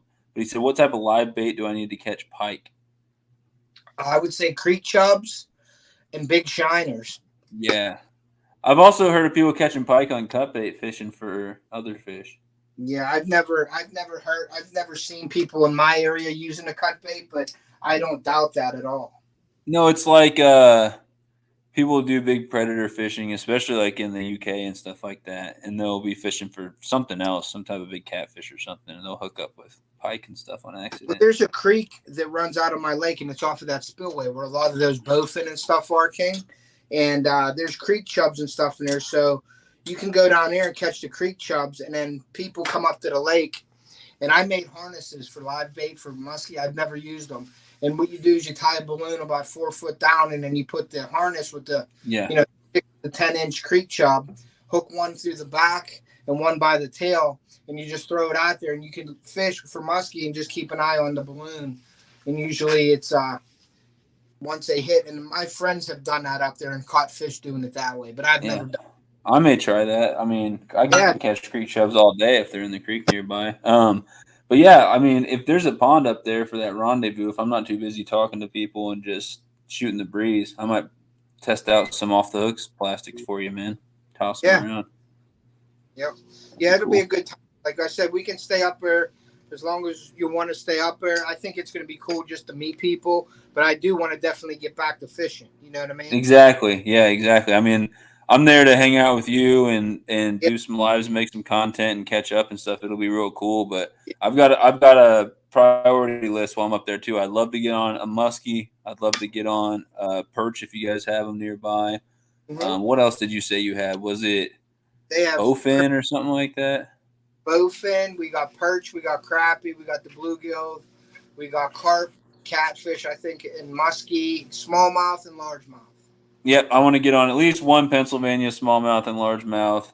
A muskie would be like that'd be amazing. And then at time we could probably get. I think we can get on a muskie to bite at that time, and I think they're done spawning by then. Okay. Right now, my buddy's down in Ohio, and they're coming up the creeks and spawning, and he's throwing baits right past them, and they're not even looking at them. So I know that they're spawning down there, which at the end of May, they'll be done up there. And I could really say we probably got about a 99% chance of us at least getting follows and seeing the muskie. I don't know if they want to eat that day or not, but we can definitely get on them. But I'm definitely going to get you on smallmouth. That's no question about that. Yeah, I love catching smallmouth. I like catching them almost better than largemouth. That's how it was in Colorado, though. The guide to the water we went to, they've got some trophy pike in there, and he said I was fishing for pike and mostly lake trout. And he's like, I can get, if you're a decent fisherman, I can get you on lake trout. And I slammed the lake trout out there. He was like, this is great because he's got a lot of people that come up from Texas and stuff who don't know what the heck they're doing, and they don't catch much, and they try to blame it on him. But he said the pike, it's like 1 in every 3 trips he gets a good day where the pike will follow, and the other times they just won't really be interested. And that day I had 2 big pike coming following. One, he was freaking out because it was huge. It was like a 48-inch pike or something like that. And it followed me. I was figure eighting a spinner, and it was just entranced, and then it looks up at me and swims off. It was weird, though. I've never seen a fish quite like that. And for someone who's never seen a pike before, when I saw it following my bait around, I almost for a second didn't want to catch it. I was like, I don't want to touch this thing and try to take the hook out of its mouth. Like, it honestly kind of scared me, like seeing a pike that close. I'd never seen anything like that. The biggest fish I've seen are like carp like that. You know, I've seen 48-inch carp, but I've never seen a 48-inch pike, and it looked like an alligator with those teeth. It scared me, man.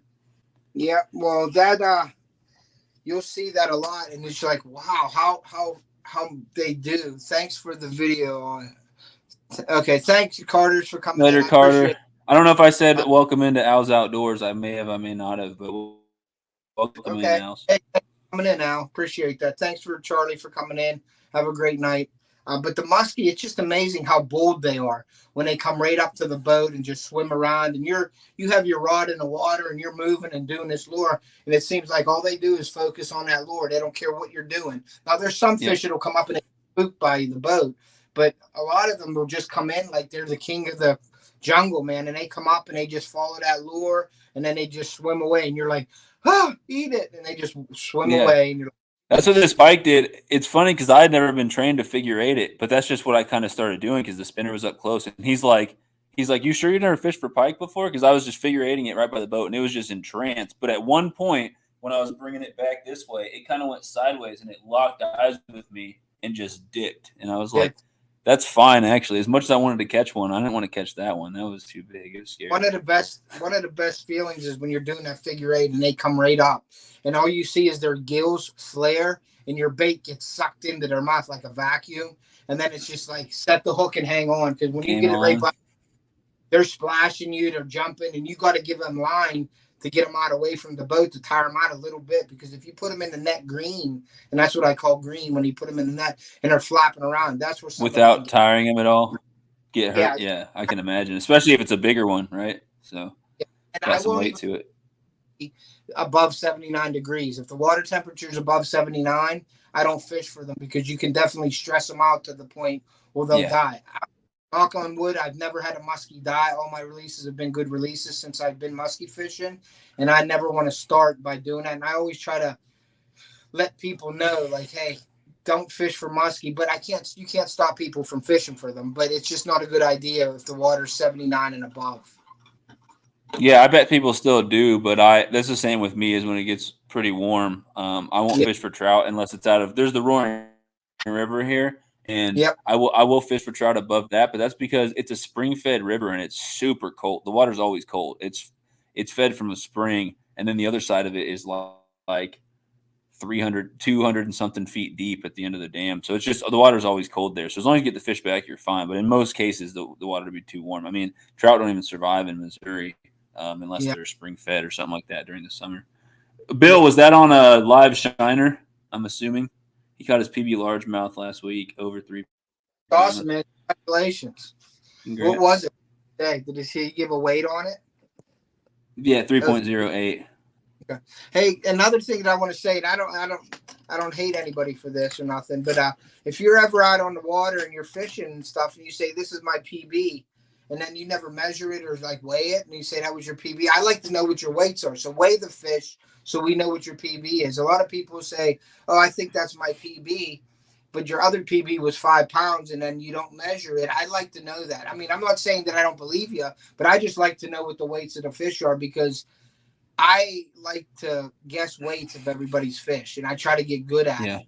And so if you'd you're be out surprised too, because sometimes you say that's my PB for sure, and then you weigh it and it's like 10 ounces less than your PB was and stuff like that. there, Unfortunately, on my PB bass, I haven't had a scale or a measure or anything. So the biggest one I measured was 3 pounds 11, 3 pounds 12. What's going on, buddy? How you doing? How come you ain't watching my live upstairs so you can give me the watch time, dude? He won't get on and watch it. He's like, I want to come down. I'm like, put it on your iPad. He's like, no. I'm like, okay. But yeah, I like to see the now I don't mean you need to weigh every single fish, like you keep weighing 1-2 pounders all the time. But if you catch a bigger fish, weigh it, because I like to see what the weights of them are. That's just me preference, and just me saying, hey, that's what I like to see in a video. I don't weigh every one of my fish, but when you get a decent one, you want to see what it is. You know what I mean? So. Al said, I just eat him and then check my weight. He weighs himself and eats the fish and checks his weight. He's like, oh, well, I gained a pound there. So that's funny. I like it. Yeah, that's a good one there. All right. Love you. Yeah. So, but I'm going to do, I guess, King, I'm going to do the giveaway for the other blue fox here right now. I'll do that, and then we can talk and bull crap it, and whenever you want to leave or whatever, if you want to do your giveaway, and then you can get out of here. I'll show off the rest of these baits that this kid sent me, and then I'll unbox the mystery tackle box. It's for panfish and trout, so I'm sure everything in there will probably work for trout, but it's panfish and trout. And then I'll show off everything that's inside. Here on the live, I'll show you guys. I'll throw some stickers and stuff in it, and then we'll give that away to someone in here as well. Awesome. Yeah, you can stick around as long as you want. I'm here for as long as you want to be here, King. So you just tell me when it's time. Whatever you want to do. All right, cool. All right. So this is for the blue flocks. Yeah, the blue flock flash lures, and that's the whole kit. There's 5 lures in that kit, guys. This is a really good kit. I catch a lot of trout on the blue fox and these, so I really like these lures. And in PA, they're a killer. So you guys will get a chance to win this. We have 21 in the chat right now. So what I'm going to do is I'm going to hit the green check mark, and that means go. Don't place your guesses before the green check mark you see in the chat, please. And then we're going to do 1 to 50 again. Person closest without going over wins. And if there are duplicate numbers, whoever was first in my chat, not your chat, but my chat, there's always been a discrepancy on I was first. Whatever I see first is what I'm going to give the winner to. So 1 to 50, and go ahead and start guessing, guys. Yeah, we already got some guesses in there. Mm-hmm. What's up, Jack? And Fisher Dixon's back. Welcome back. Jack Hughes in here. Thank you for coming in. Appreciate that. And I appreciate everybody for being in here. And if you haven't hit the like button, please do so. It helps out the channel greatly. I don't know why I can't talk today. We have 58 likes, man. You're doing pretty good. That's awesome. That's cool. Thank you, guys. I appreciate that. It's weird on my phone. It's showing 45. I must not have refreshed it, but on my computer it's showing 60. Wow. Cool. Weird. Yeah, I don't understand all that either. I just look on it. When I refresh it, like if I'm in your live or something, it never goes up for me for some reason. I don't know why. Yeah, yep. I've done that too. When I come in, there's 3 likes, and then everyone's like, we got 65 now, and it'll still be at 3 sometimes. What's up, Matt? We got Matt from Matt's Fishing Mission in here. What's going on? I hit up Cash Cray, like you said, Matt, and they never got back to me, although they do respond to me all the time in their TikTok lives. But I hit them up in one of their YouTube videos or something, and I was like, hey, Matt said to hit you up maybe for an interview or talk about what you guys do and stuff like that. And maybe they're just busy or something, or maybe they're just like, who is this Sunfish dude? So I don't know. But I did hit him up, like you said, Matt. Deer Slayer, I'm back. What did I miss? Off the hook gave away his car and his boat, man. You missed it. Yeah, my boat. Sucks about your boat, but someone's going to be happy. Yeah, you should have been in here, Deer Slayer. We were giving away everything. He almost gave away his house, but I told him to calm down. I was like, hold on, man. Save that for 2,000 subscribers. I'll save it for the 2,000 subscriber. Yeah, give away a brand new 2022 Ranger boat when I get 2,000 subscribers. You're sounding like Sam England now. Yeah, yeah, exactly. Well, they couldn't make the boat this year. We're gonna have to wait, Yeah. He's like, oh, I'm going on a trip to Egypt right now, so I won't be able to do the giveaway just yet. When I told you, I said, yeah, this guy's gonna do this, and you're like, dude, I just ran into him here. He's not in India or whatever. I just laughed and I was like, yeah, but that's what I get. So, but you live and you learn. So.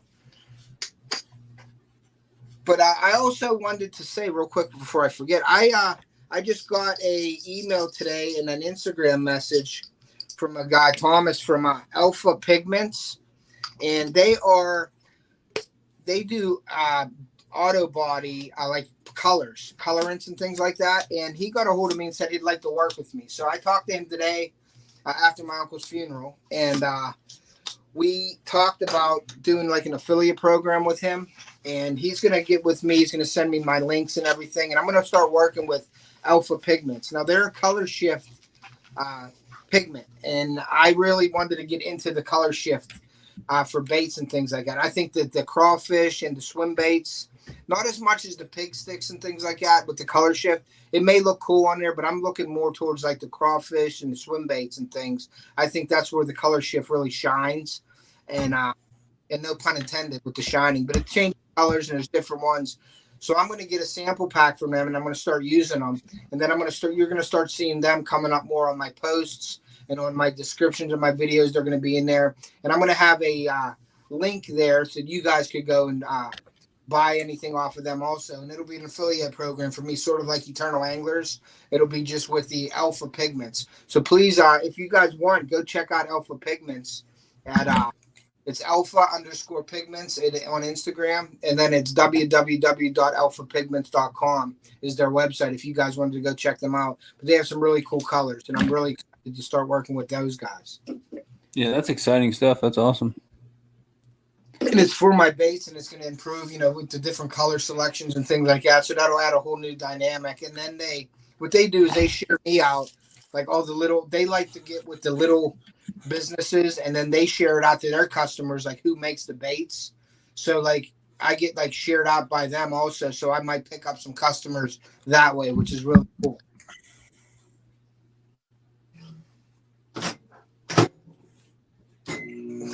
We'll give us another, I guess we'll give it another, 37 minute. We'll give it another minute. Jack, remove one number or you're out of the draw. Raven Cat putting the hammer down. Yeah, Jack, one number only, buddy. You got to remove. Oh, yeah. You got to remove all of them except for one. He put like 4 different numbers in there. Yeah, well, how's that going to work, Jack? How can I do that? 37, 29, 43. I would say just go with his first number. Just go with 37. Ted, do you want me to be a mod again? I was before my channel got deleted. Yeah, dear Slayer, I will put you on as a mod, but I can't do it from StreamYard. I have to wait and go back in and look at the live chat, and then I can make you a mod again, buddy. But yeah, definitely, I want you as a mod. Anybody, go check out Deer Slayer. I wanted to mention that too, and I just saw that his channel got deleted. And I don't know if it was a YouTube error or something, and he was sort of out of luck with his channel. And it was a YouTube error, yeah, and they said there's nothing they could do about it, which is just bullcrap in my opinion. He had about 200 subscribers. He's at 59 now, so he's picking them back up. But I'll share his link in here. Yeah, so if you were subscribed, go ahead. No, go ahead. You're saying exactly what I was going to say.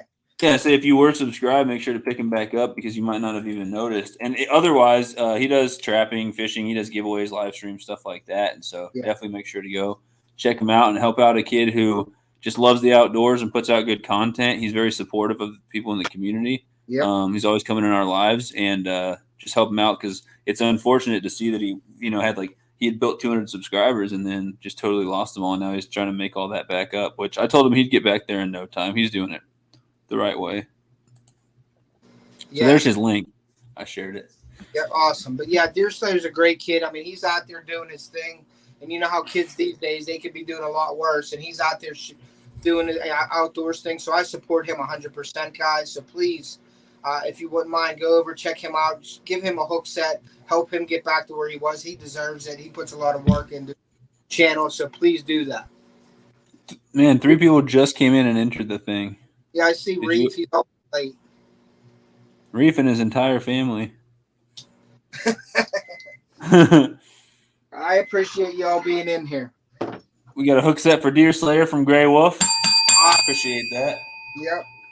I almost forgot it's not my live stream, but I'll put the hat on. Yeah, definitely. I love seeing that. The hook sets in my lives. I love it.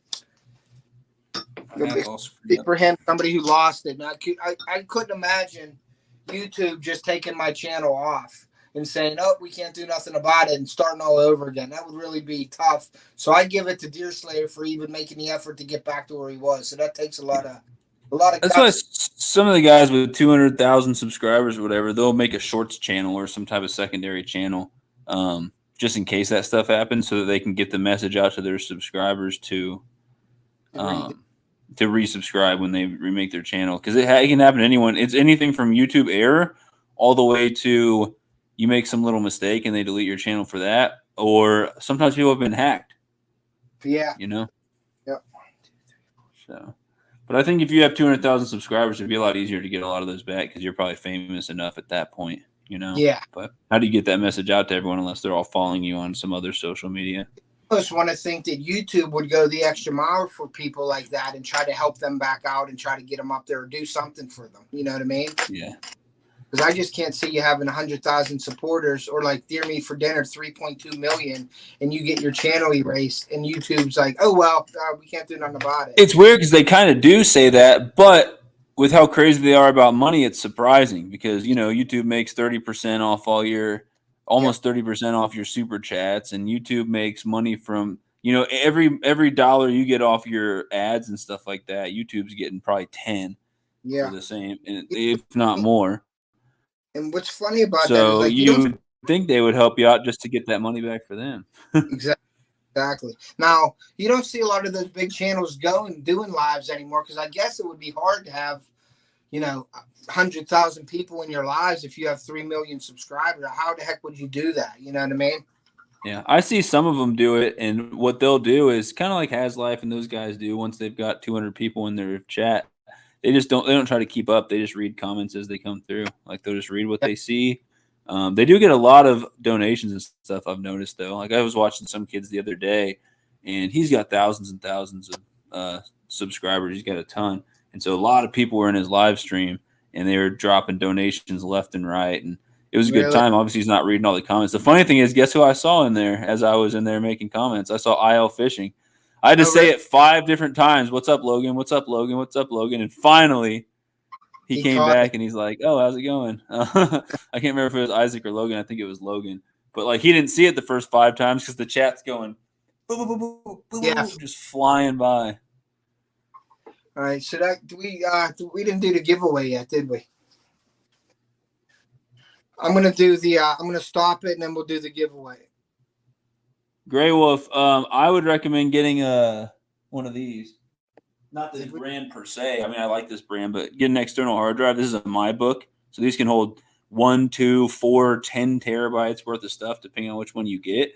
SD cards only hold so much. My 256 gigabyte SD cards, at the 4K that I film, that's only 12 hours of footage. So I've got this one is called Raw Video 1. This has 2 terabytes of footage saved on it. And then I've got another one here, which just happens to have an Off the Hook Outdoors logo on it. Sweet. The Off the Hook version. Yeah, the Off the Hook version. So this one's even better. It's got Raw Video too, and this one already has 1.5 terabytes on it worth of stuff. And it saves a lot more. You're guaranteed not to lose it with the Off the Hook version. Exactly. Yeah. I don't want to say that because you'll end up doing something tomorrow with it. Well, if anything happens wrong with that, I'm going to call you and be like, is this tech support for the Off the Hook hard drive? I'll be like, you're on your own with that one, buddy, because I don't even know what a terabyte is. Yeah, I don't back up anything. It goes on YouTube, and that's my storage right there. That's what stinks. That's why I want to get a laptop so I can have all that. You know, I can store stuff and keep it if I ever want to go back and do something else. I mean, while you have a channel, you can always download your videos from YouTube and do them that way. But he's talking about if his stuff gets deleted, then he'll just be able to put those videos back out. I think if my stuff got deleted, there's no way I'd go back and re-edit it and do it all over again or anything like that. Yeah, that'd be crazy. All right, guys. So we did. I did stop the chat for the giveaway. So giveaway, the number is 41. 41. The number is 41, guys. Okay, we got a 30, 34, 23, 45. 34. Said you're scrolling faster than me, so 44. And native was close with 42. That sucks. Ugh. 37 is Al's Al's the closest. Al put 37. Did he really? Yeah, cool. I'll put 37. He was the second guess on there. And if you guys see something closer than 37, let me know. Oh, spiders. I see. Yeah, I see Al with 37, but if anybody sees something different, please let us know. Al's Living for Jesus said Al's is 37. So yeah, we had a couple people a little bit closer, 43 and 42 or whatever, but they went over. So okay. Well, here you Tyler go. goes fishing. What's going on? There we go. That's what Al's winning. Yeah, see, those have the color on the blade, but they're also metallic. That's kind of what I was talking about. I would still fish those. Yeah, so I was catching a lot of fish on these this week, that last video. So there you go, Al. You got the Blue Fox. I said it again. The Blue Fox Flash. Blue Fox. The Blue Fox Flash baits, and that's the kit right there, buddy. So, Al, I think I have your address, but please email me again, bud, and I'll send these out tomorrow or Monday. Just makes life a lot easier. Congrats on all the winners. Yeah, that's Congrats awesome. to all the winners. We got one more. I mean, that was your giveaways, right? So we got one more giveaway tonight coming from me. Yep, and then you're gonna explain the baits or do whatever you want, how you ever want to handle it. Yeah, before we end this thing, I've actually got two giveaways. One's a smaller one, and then one's the one that I already mentioned. So we'll give those away as well. What I'll do, King, is I'll also put you on full screen also when you do it. When I do the giveaways? Whenever you explain the baits and all, because I'll be making my baits while you're explaining your baits, and that'll just be better. Instead of having me on, or I'll put you on full screen because you can show the people the baits and things. Okay. Well, whenever you're ready, I was going to show the rest of these baits this kid from Fish Brain sent me, which is awesome. All right, I'll do this right now then. It better say Flocks on them. That's awesome. You have to put an L in there to make it say Blue Flocks. All right, so I'd already shown off two of the items, but basically the story is this kid had a project for his class, and he had to write an article about somebody, an interview about someone he looked up to, and there was a chance for the kids to get one of their articles featured in the New York Times. And I don't know if they've decided that or not, or if I ever made it, but he decided me, and he only knows me through YouTube and Fish Brain, which I thought that was cool. He's like, I look up to you a lot, which is great. It's probably because I'm really like into getting kids out there fishing and stuff like that, and I'm always like trying to help people out and stuff. So I'm assuming that's what it was. He's a good kid, and so he sent me what he made here. I know it's upside down, but he called it the Trout Mystery Tackle Box. He wrote that on there himself. And so he had sent me some items that weren't, trout items, like these little light up things that you're supposed to put on a dog or something. I was thinking you could put those on a rod at night and see if it starts bending. But the two items I showed off already, this just kind of shows like all the different stuff you can use for trout. And there's plenty more. There's the baits I already showed off, and you guys might use your own things for catching trout. But these are size 16 treble hooks, which you could use for power bait or marshmallows or something. I would probably use the salmon egg hooks. I like the gold ones that are a little bigger, like a size 12, because I don't like the fish to swallow them. But he sent those to me. I mean, I'll either end up giving them away to someone, or I'll just use them myself at some point. But he sent me some chartreuse dough bait, which is a pink and orange mix. I've caught tons of fish on this. I just kind of gravitate towards either using the chartreuse or the orange trout nuggets. Those are the ones that are most effective for me. But I've definitely caught them on the chartreuse before. And they make the nuggets in the chartreuse as well. But here's the stuff I haven't showed off yet. He sent me a corn-colored one. It's still a natural scent, but it's corn-colored. So it's not chartreuse. It's more like a yellow. So he sent me a couple things of power bait there. And then just a bunch of cool, like this is a spoon. It kind of reminds me of one of those Phoebe things. It's just, it looks a little different. Mm-hmm. It's a little gold spoon. It's in that, I would call it like a brown trout pattern on there. He sent me, this is MEPS, just to show all the different companies too. This is a MEPS #1 gold rooster tail. So that would tear it up for trout as well. Wild or stocked, it doesn't really matter. Here's a different kind of brown trout color on there. This is a Sonic rooster tail.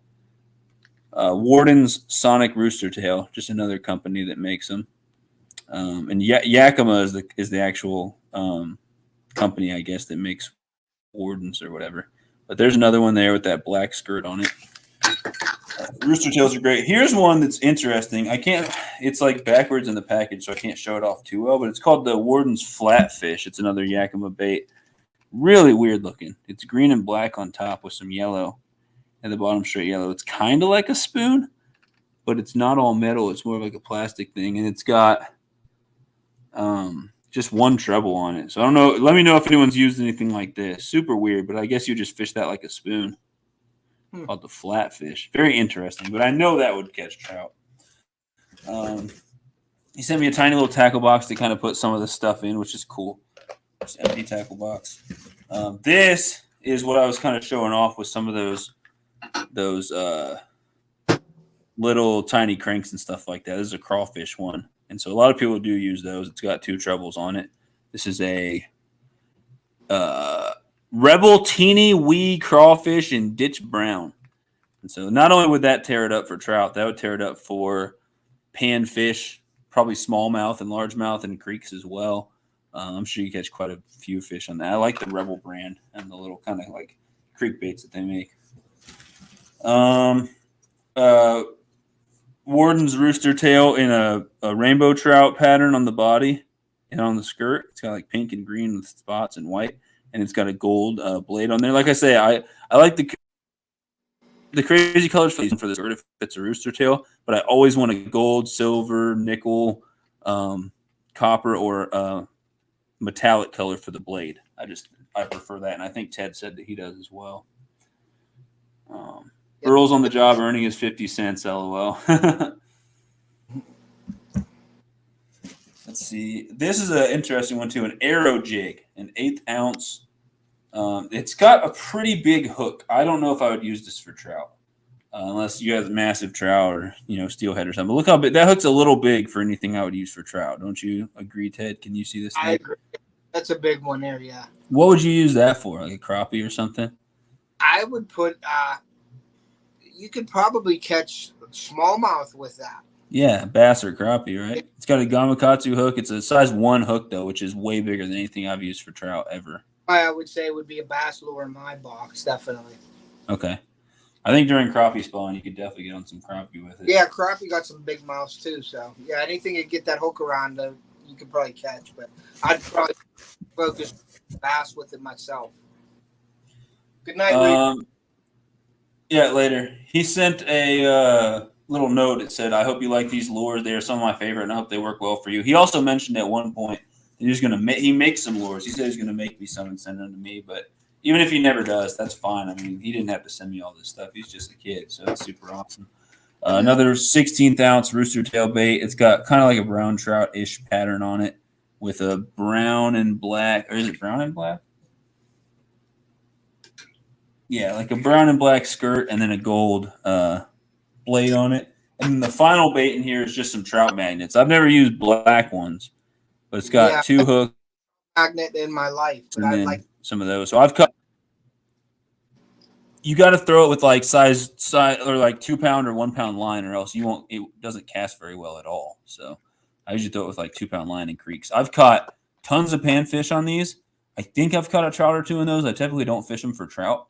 But I've caught tons of panfish on these. And in eastern Missouri near the Mississippi River, I went and fished some creeks that come off of it. I caught largemouth and smallmouth on these. I was throwing pink ones.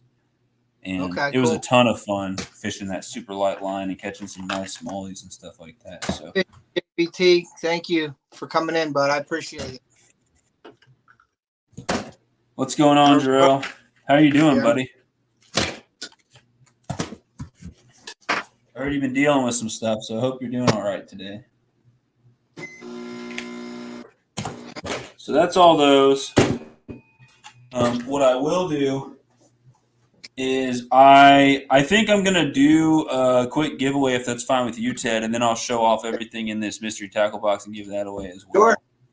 Whatever you want to do, buddy. You want me to do the number too, or do you want to pick the number yourself, or what? I'll pick the number and then you can type in the chat. You can like run the chat and do the stop, the check mark and the stop and everything like that. I'll pick my number right now and write it down so that I already have it. And then at any point while I'm showing this off, you can do that green check mark or whatever. But if we're doing between 1 and 50, let me think of a number right now. All right, and then I'll put it in eventually here. But guys, don't pick a number till I put the green check mark in, please.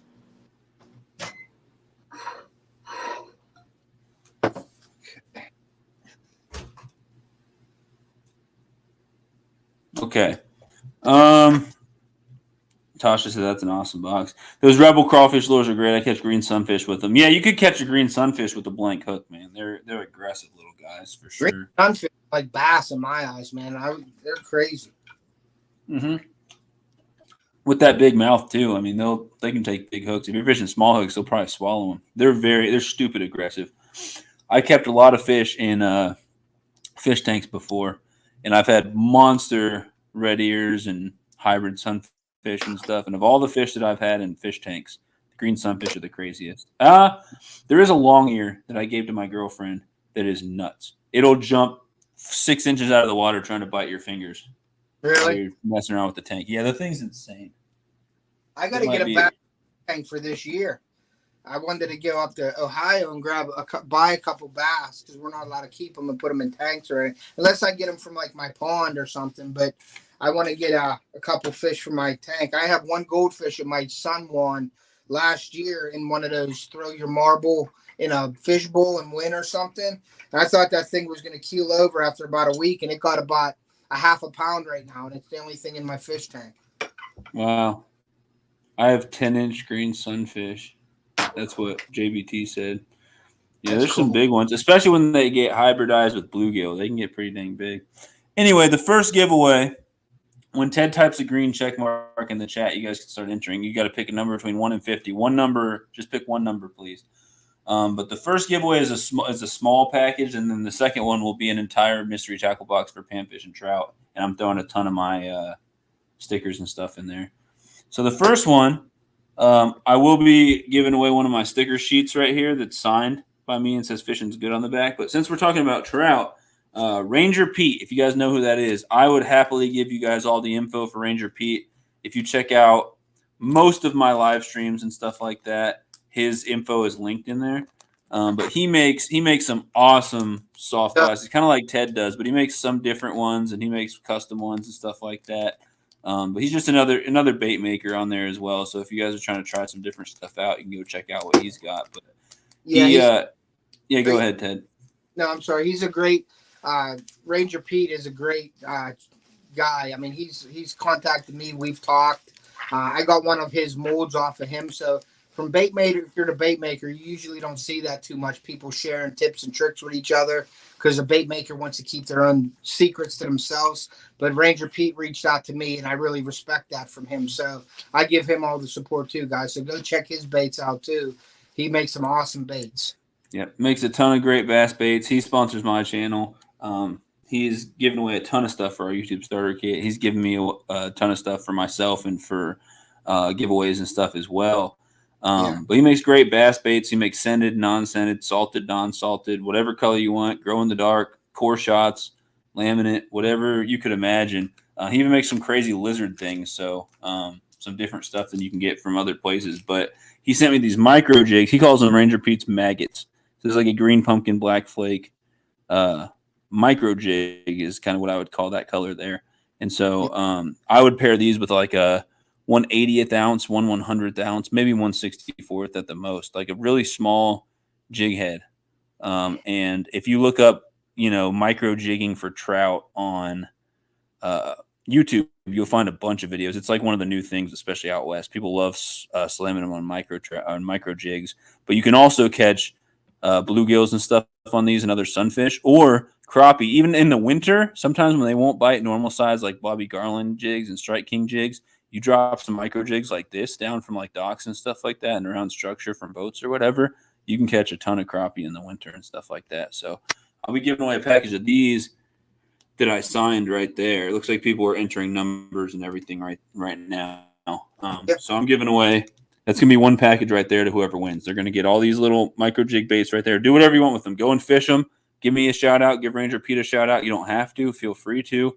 Or you can give them away on your channel. Whatever, give them to a friend. Whatever you want to do. It's not up to me once you get them. But I'll send these to you, signed, autographed, and then I'll send you a sticker sheet, which is 5. They're unattached. They're different. So, like, it's not all one big sticker. You can take them off and put them on different things. But a sticker sheet that's signed and says fishing's good on the back right there. So that's the first package right there. And then the second one I give away will be an entire mystery tackle box with a ton of my stickers and stuff like that as well. So that's what I'll be giving away. It looks like we have, how many people are in here watching? We got 17 watching. I see 1, 2, 3, 4, 5, 6, 7, 8, 9, 10, 11, 12, 13, 14. I see 15 people have entered out of the 17 people in here. So what, you want to give it one more minute, Ted? Yeah, we'll give it like 30 more seconds, and then we'll go ahead and I'll hit the stop, and then we'll you can show your numbers or whatever. Okay.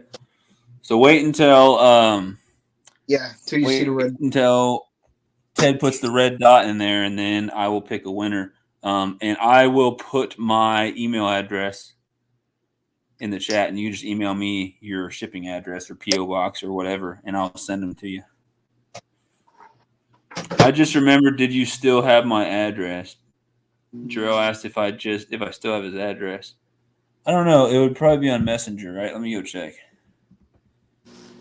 Grits and Glamour just entered too, so I'll just wait another 30 seconds. 30 seconds, yeah, that's fine. Yep. I'm looking up something real quick for Jarrell anyway. It would be on there, right? Not through. Yes, I do. I still have your address on here from when I sent the sticker out to you. I won a coaster last week and never messaged you my address. Okay, I either sent it out or I sent out most of that stuff from last week. The coasters I didn't realize because they're stiff and they don't bend or whatever. I've got to spend extra on shipping, which is annoying because I guess most letters go through a machine where it kind of like bends them. And if even if I put in like a sticker sheet or like some of these baits, they bend, so it's fine. And so I can usually get away with one stamp. Sometimes I got to do additional postage if the weight gets too much, like if it's multiple stickers or whatever. But with the coasters, it's like twice as much. It's like because they're hard and they don't bend. I didn't realize that till today when I went or yesterday when I went and sent some out. But that's totally fine. I just got to think about that in the future. Yeah, I'm making. But yeah. Ted, sound like you making bait over there. Yeah, he is. Sorry to interrupt you. No, you're good, buddy. I hit the stop. Off the Hook Outdoors, Sunfish. What's up, MB Heritage Farms? Welcome to the stream. Appreciate you coming in. Thank you for coming in, but I appreciate that. I saw your little update video you did the other day. Yeah. So glad to see you're still putting that stuff out. Yep. The red dot is the stop is in the chat, King. So whenever you want to announce it, you're good to go. Yeah, I heard you weren't feeling well and your back's still messed up. So I'm sorry to hear that, Drew. Man, hopefully you start feeling better soon. That ain't no fun. Yeah. So we're not taking any more entries. So nope. The person who's going to win one of my sticker sheets autographed and some of these trout baits that I would throw with a real small jig head, these little micro jigs from Ranger Pete's, with that signature on the back as well, is going to be the person who gets the closest to this number without going over. And so the number is, it was between 1 and 50. The number I had written down is 4. So 4 was the number I had written there. So just looking through what people had said, it looks like Working for Jesus. Yeah, Transition to Power had 4, but it was the first person who had the number. So Working for Jesus actually got it. You had to guess between 1 and 4 to get that right. So that was a pretty That was a pretty hard one. I didn't know if anyone would guess that low. Awesome. Because if you guessed 5, you'd be going over. So 2 people actually would have got it, except Working for Jesus was quicker. So congrats, Working for Jesus. What you got to do? Email me. I'm putting my email in the chat right now, actually. So email me. Give me an address to send these things to, and I will send you the baits and the sticker sheet. And so I know you said you were working on a video for your channel and trying to get your channel up and running. I think that was you that said that. So if you want to have, if you need an excuse or some content to put out, just put out a short YouTube short video and just give a shout out to me and Ranger Pete when you get this stuff. And there'll be some content on your channel and people will be like, oh, that's awesome. So you don't have to, though. I don't do the giveaways to get shout out. Totally fine either way. I just want to give back to people. But just an idea.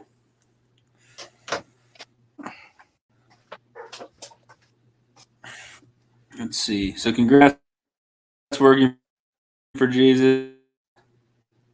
And one more bigger giveaway here in a little. So yeah, just send me an email. I'll be looking out for it. I'm going to write that down. Working for Jesus.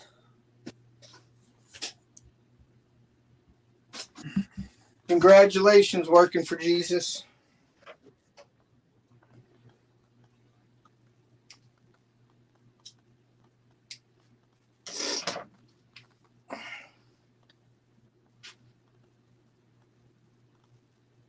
I got the blue ones up real quick. Let me show this real quick here. So I got the blue ones that are made that I'm making right now. So here's the blue. It's the white with the blue flake in it. So there you go. And that's the white with the blue flake. Ooh. I like those a lot. Yeah. I like those a lot. And I'll put you back on your... That's awesome. You sent me something kind of like that at one point.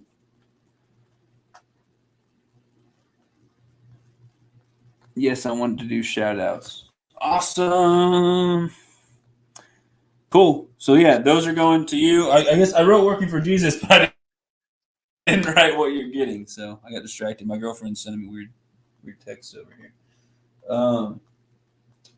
Let's see the sticker sheet. You're welcome, Working for Jesus. Sunfish King, thank him for the giveaway. He did great. But thank you for being on here tonight. I appreciate that. Anytime. If you ever need anything, just let me know. Email me, and I'm sure you can email King if you have any questions or anything about starting up your channel or any ideas or something like that. I'd be happy to help you. Yeah, that's another thing is with all the people who win something in my YouTube starter kit, whether you win one of the 1 through 10 places or whether you win one of the 2 packages that I'm giving away as well, anyone who wins is going to get free channel help from me. So I'm going to give a free channel review. So I don't claim to be an expert or anything, but I've had my channel for a year and a half. I'm getting close to 1.5 thousand subscribers. I've had videos that have got over 13,000 views. I've had some, little success. I do live streams all the time, and sometimes there's a lot of people in there. But I've watched tons, especially starting out on YouTube helps videos like that. So I'd be happy to review some of these smaller channels and be like, here's what's good, here's what I would recommend. Just things like that. I'm not going to tell anyone how to do anything, but if anyone wants advice and a quick channel look over, I'd be happy to do it. And maybe Off the Hook could do that for you guys as well. That's on him. I'm not going to say he will or he won't. That's up to him. But I know he's happy to help people out with their channels. He does it a lot. So. Yeah, that's no problem. I'll probably, if you have a question for me and I don't know it, I'm just going to ask King anyway. Yep.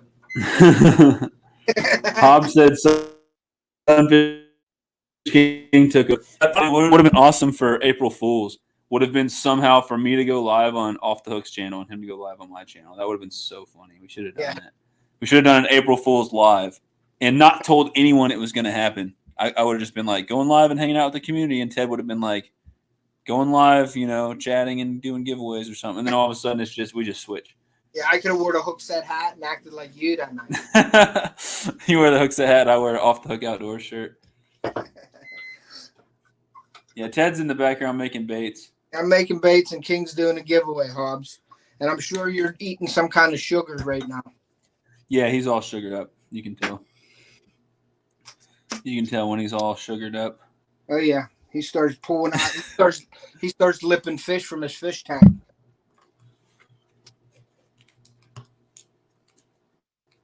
That's hilarious.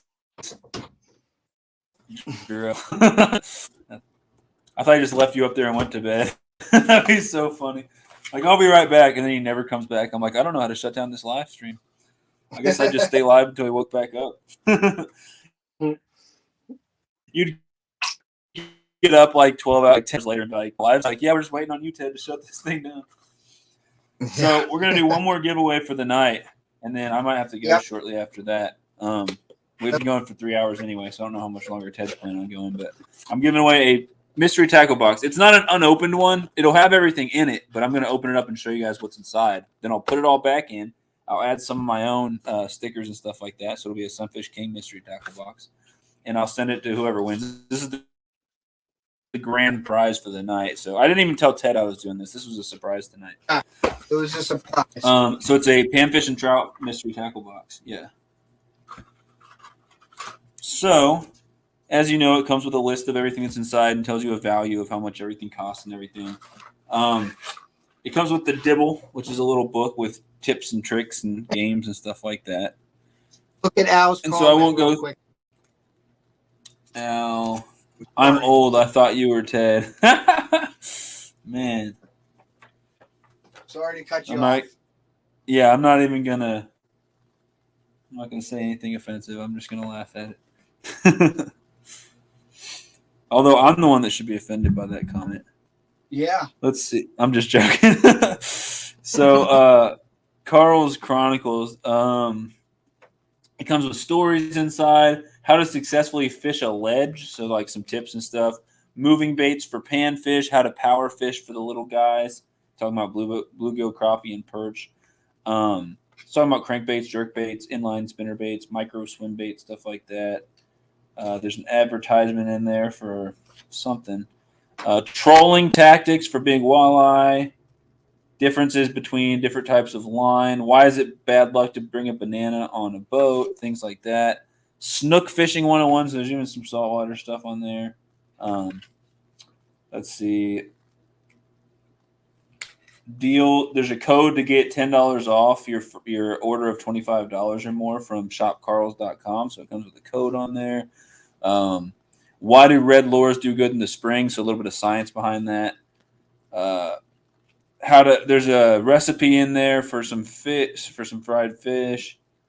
Some promo codes for 20% off rods, 30% off baits and apparels from Team arcrods.com. Drop shot advice, some other stuff, and then some anatomy of a bass so people know what they're talking about when you're talking about different fins and stuff like that on a fish.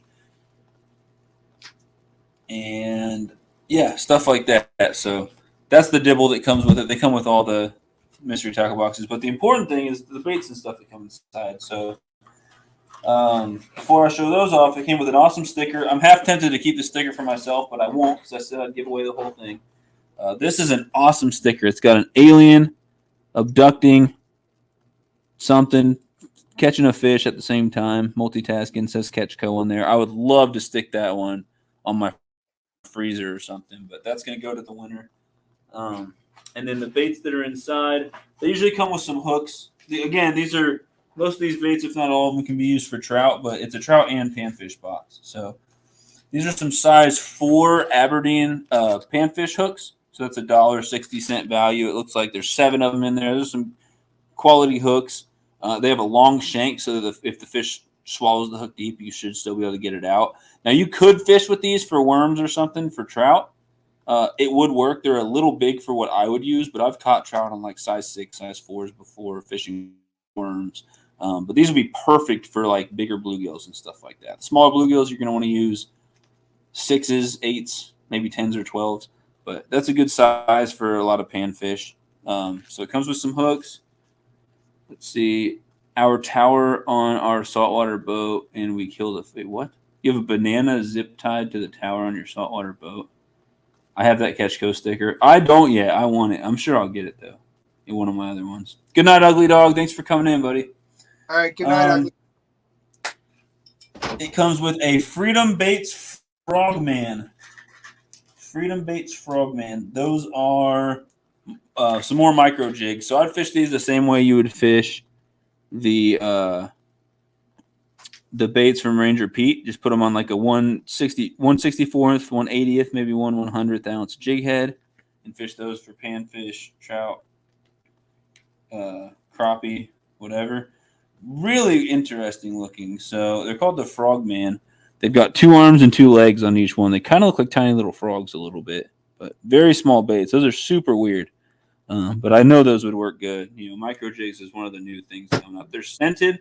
I won't open them and smell them because this is someone else's package. But microplastics that catch fish. Freedom Baits. I'm guessing that means they're made in the USA. Yeah, made in Wisconsin, hand poured and packaged. In Frogman bubblegum color. So that is a $2. That's a $3 value right there for those guys. So yeah, those are cool. I just ate a packet of sugar. That's what Hobbs said. Oh gosh, I'm gonna have to block him here in a second. He gets a little wild when he's on the sugar. Mm-hmm. We got a Kalen's Triple Threat Tickle Grub. So these look like amazing crappie or bluegill baits, but I'm sure you could also catch trout on them. These soft plastic jigs work real well for trout. I'd put these on a 1/16th or 1/32nd ounce jig head. A little bigger jig heads than you would for those micros. So these have, it's hard to see, but they have curly tails, and then on each side of the curly tail, or at least the back side, they've got these tiny little like soft plastic like balls that come out. You see what I'm talking about? They're kind of weird. Hard to see, but those are super cool. Yeah, they're like a see-through yellow. They're called Chart Hologram is the color. And yes, it's bordering the entire curly tail on these grubs, are these tiny little, they're called the tickle grubs. They're these tiny little almost like a brush, you know, you like a hairbrush, how it has like the little balls on the end of each of the things. Yeah, kind of like that. It's a 10-pack. They're 2-inch little baits on there. So that's cool. That have a lot of action on it for a small, small soft plastic. Yeah, those things, they would have a ton of action. Those would tear it up for crappie, trout, sunfish, stuff like that. Catfish Wrangler's back.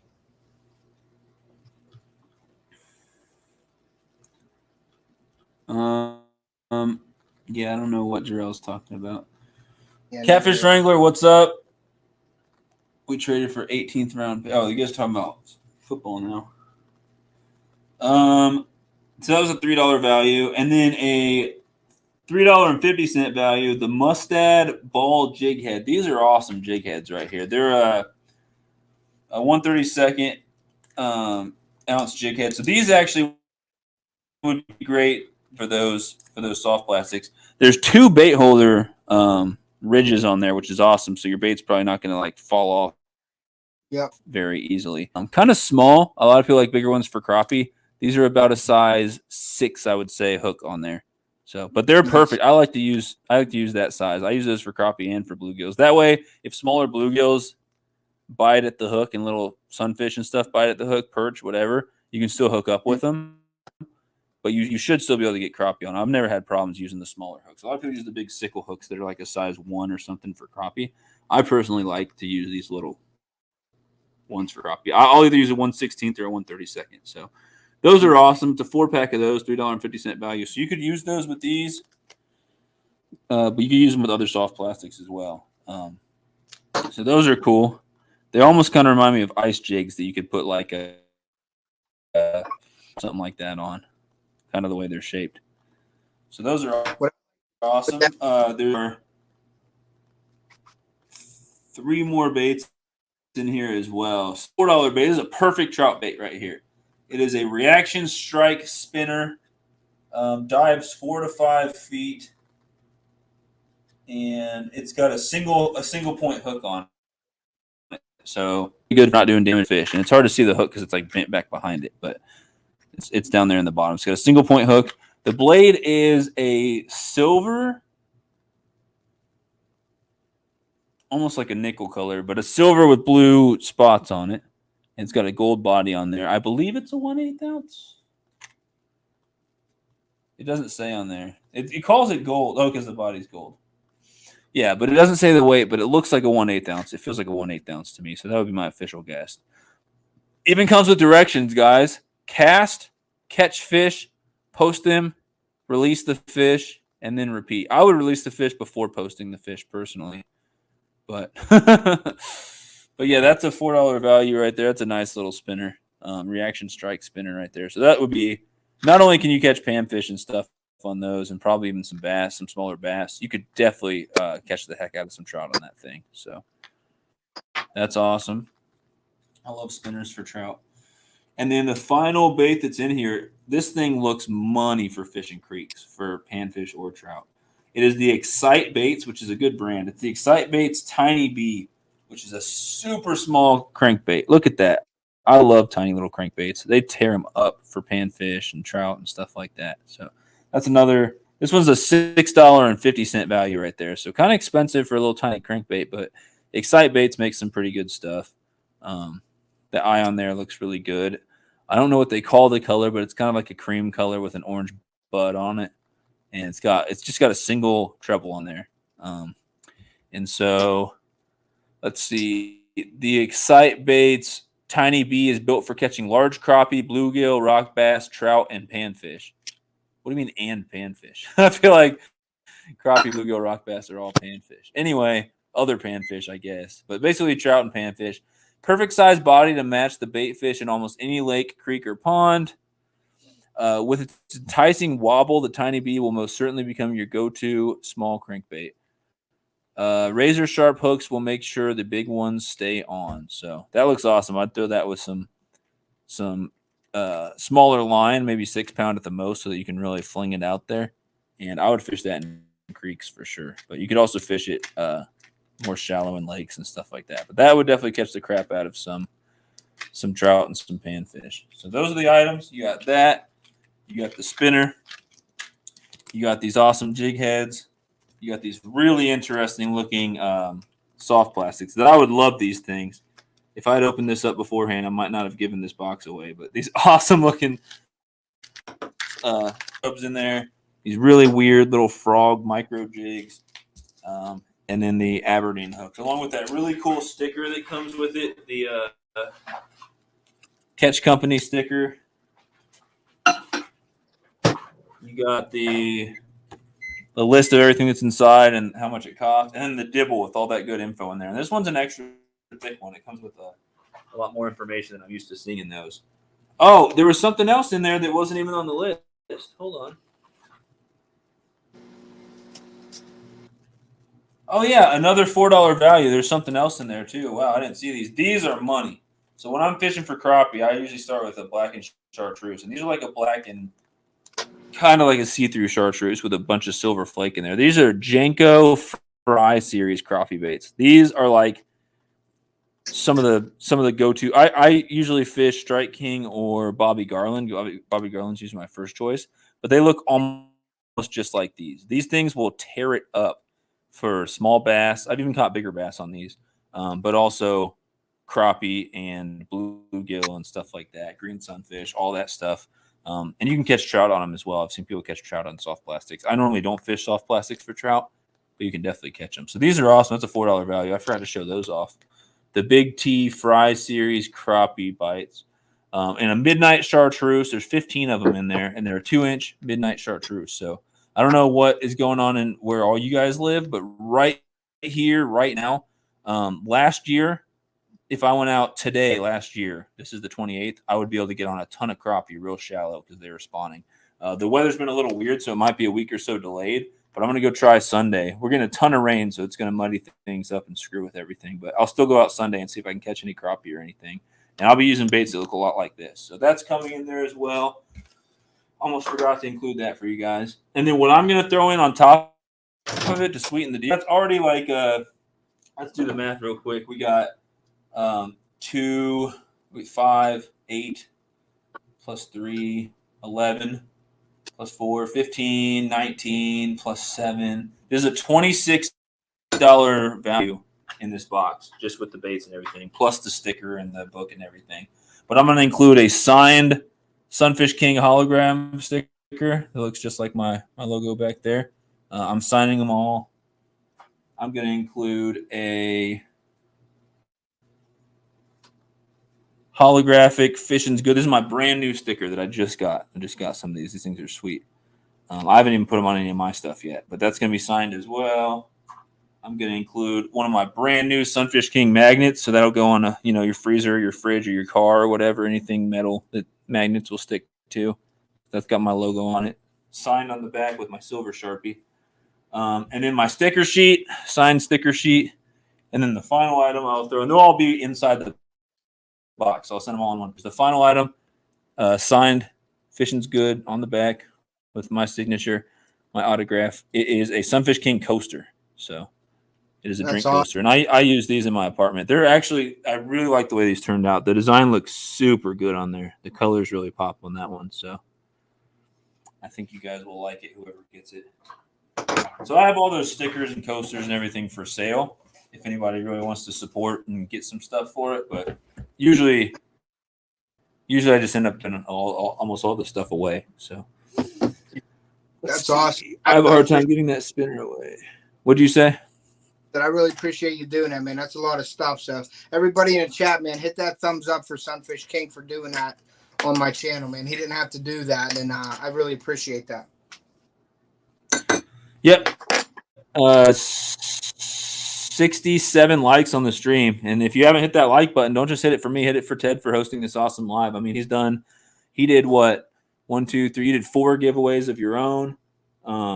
I did that last giveaway that's going to Working for Jesus, and then I'm giving away this big tackle box that I added a ton of my stuff to as well. So I didn't even know I was doing that until today. I just decided I felt nice, so I'll send that to somebody. Yeah, I appreciate that. I'm gonna, if you want me to pick, you're gonna pick the number. We'll do the same thing. I'll hit the check mark and let them get some time to guess the number. We're gonna do that. You're gonna do the 1 to 50 again. Hold on, yeah. I haven't thought of the number yet. Okay. My girlfriend Molly just came in the live stream. I guess she said, "Did Ted die?" Like what? She's wondering why it's just me up here. He's doing an awesome giveaway. Hey, Mr. Tully 41, thank you for coming in. I appreciate that. What up, Tully? I hear him but don't see him. He decided he'd get more people in here if he just had me up. Like I'm the looks of this thing, so that's why he brought me on here. Yes. I'm just joking, buddy. There's the brains and the looks, and he's the look. Oh, man. Just let me know when you're ready, and I'll hit that check mark.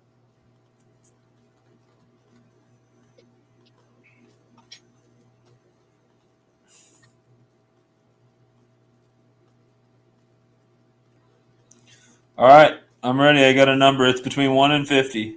Yep. Okay, there you go. There's a check mark, and I'm going to let my dog in, and I'll be right back in 2 seconds. Cool. Pick a number between 1 and 50. If you're just coming in, this is to win I just showed everything off, but it's a mystery tackle box. It's not a mystery anymore because I showed off all the baits, but it's a mystery tackle box brand tackle box full of panfish and trout baits. It's got a cool sticker in there and a cool little book with tips and tricks and trivia and all that stuff. And then I also included a bunch of my own stickers, one of my sticker sheets, one of my magnets, and a coaster. So I loaded it with Sunfish King merch as well, and I autographed everything. So when I blow up and I got 10 million subscribers, you'll have some autographed Sunfish King merch from when he was just a baby on YouTube, just starting out. So someone's going to get that sent to him. All you got to do, only enter this thing if you're willing to send me an address, because otherwise, how am I going to get it to you? All right, I'm going to switch up the dual mic, the thing here real quick. And here, I'm back. I'm actually here in my live, just so you guys know. You're not just a floating voice in the background? Yeah. I made those blue baits. I don't know if you saw those while you were doing that. I made a whole bunch. I made the blue flake with the white there, and then I just decided to make these. Well, Jarrell, you know what they say about gingers. I made the white pig sticks with the blue flake in it. That'd be a good bed bait. Oh, yeah, that'd be a good one. So that's what I did there. I like those a lot. I had some plastic left over, so So I'm sure you guys all know by now, but Ted has all of his baits for sale. So all these things he's showing off and more. He can do a lot of different colors, especially once you start getting those pigments. That's going to be awesome. Yeah, that'll be real. And but just while you're still on it, before you go up, before I forget, hey Molly, she said Ted, so I'm here. I'm not dead, there, Molly. She said earlier, she said, poor Ted, he was a good guy. She put that in the comments right before you put the check mark. That's all. But what I'm going to do, King, is I'm going to send you a gift package, man, for doing this for me tonight. So you're going to have some of my, you're going to have, well, you know, I send you baits, but I'm going to give you, just for you, I'm going to make a really nice gift package up for you, buddy, for doing this for me tonight. I really appreciate that. Everybody in the chat, please thank Sunfish King. He didn't have to do the giveaways. He didn't have to come up here and help me out on the live. I'm trying to get my watch hours, and that's the kind of guy he is. He stepped back from doing his live tonight, and he came up here to give me a hand. So that just shows you what kind of guy he is. So please, guys, give him a big thank you, and I appreciate it. I can't thank you enough for doing this for me tonight. So I'm going to send you guys. I'm going to send you, and you can share with Molly the baits if you'd like. But I'm going to send you a really nice gift package out for doing this for me. So I appreciate that. I really appreciate that, and I will. I'll take Molly out bass fishing. She loves catching bass, so I'll get her on some bass with those baits. She comes up. I really do appreciate that. Hey, Raised Outdoors Arkansas, how are you? Thanks, Ted. Yeah, he's a good ginger, she said. That's cool. But yeah, when you get up here, Molly, we're going to get you on some smallmouth too. So we'll definitely have a great time. You guys come up there. I look forward to that. It'll be like the highlight of my year right there, man. I can't wait till you guys come up. Well, just for future reference, Wrangler, if someone already chooses your number and then you choose the same number, you just kind of got to stick with it. You're just kind of out of luck at that point. So we'd go with your first number either way. And if someone else picked it, then unless your internet's faster and I see it before the other person. Right. So it's just luck of the draw on that one. That's just so that people don't pick multiple numbers because they can get out of hand quick. Al said, I'm here just to take your stuff now that you're gone, RIP.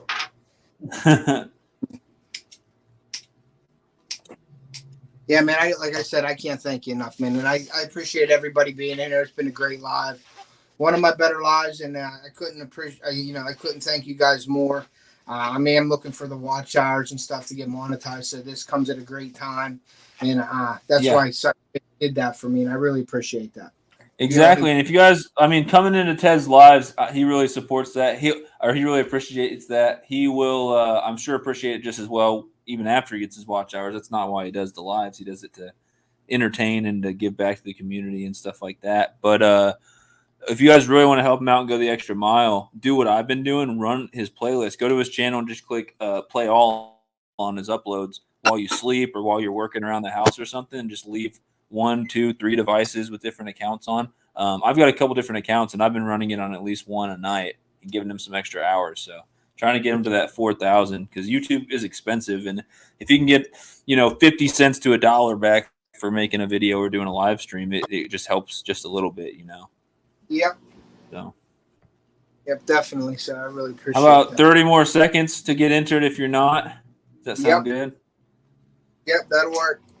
I see 23 people in here. Let me see how many people have entered. I see 1, 2, 3, 4, 5, 6, 7, 8, 9, 10, 11, 12, 13, 14, 15, 16, 17, 18, 19, 20,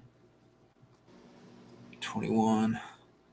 Yeah, 22 out of the 23 people in here are entered. So I think, there's 24 people. So yeah, 22 out of the 24. Those 2 people who aren't entered, one of them might be me.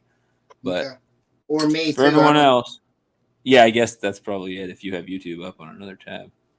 Yep. All right, man. Well, do you want me to do it? Do you want me to hit the stop?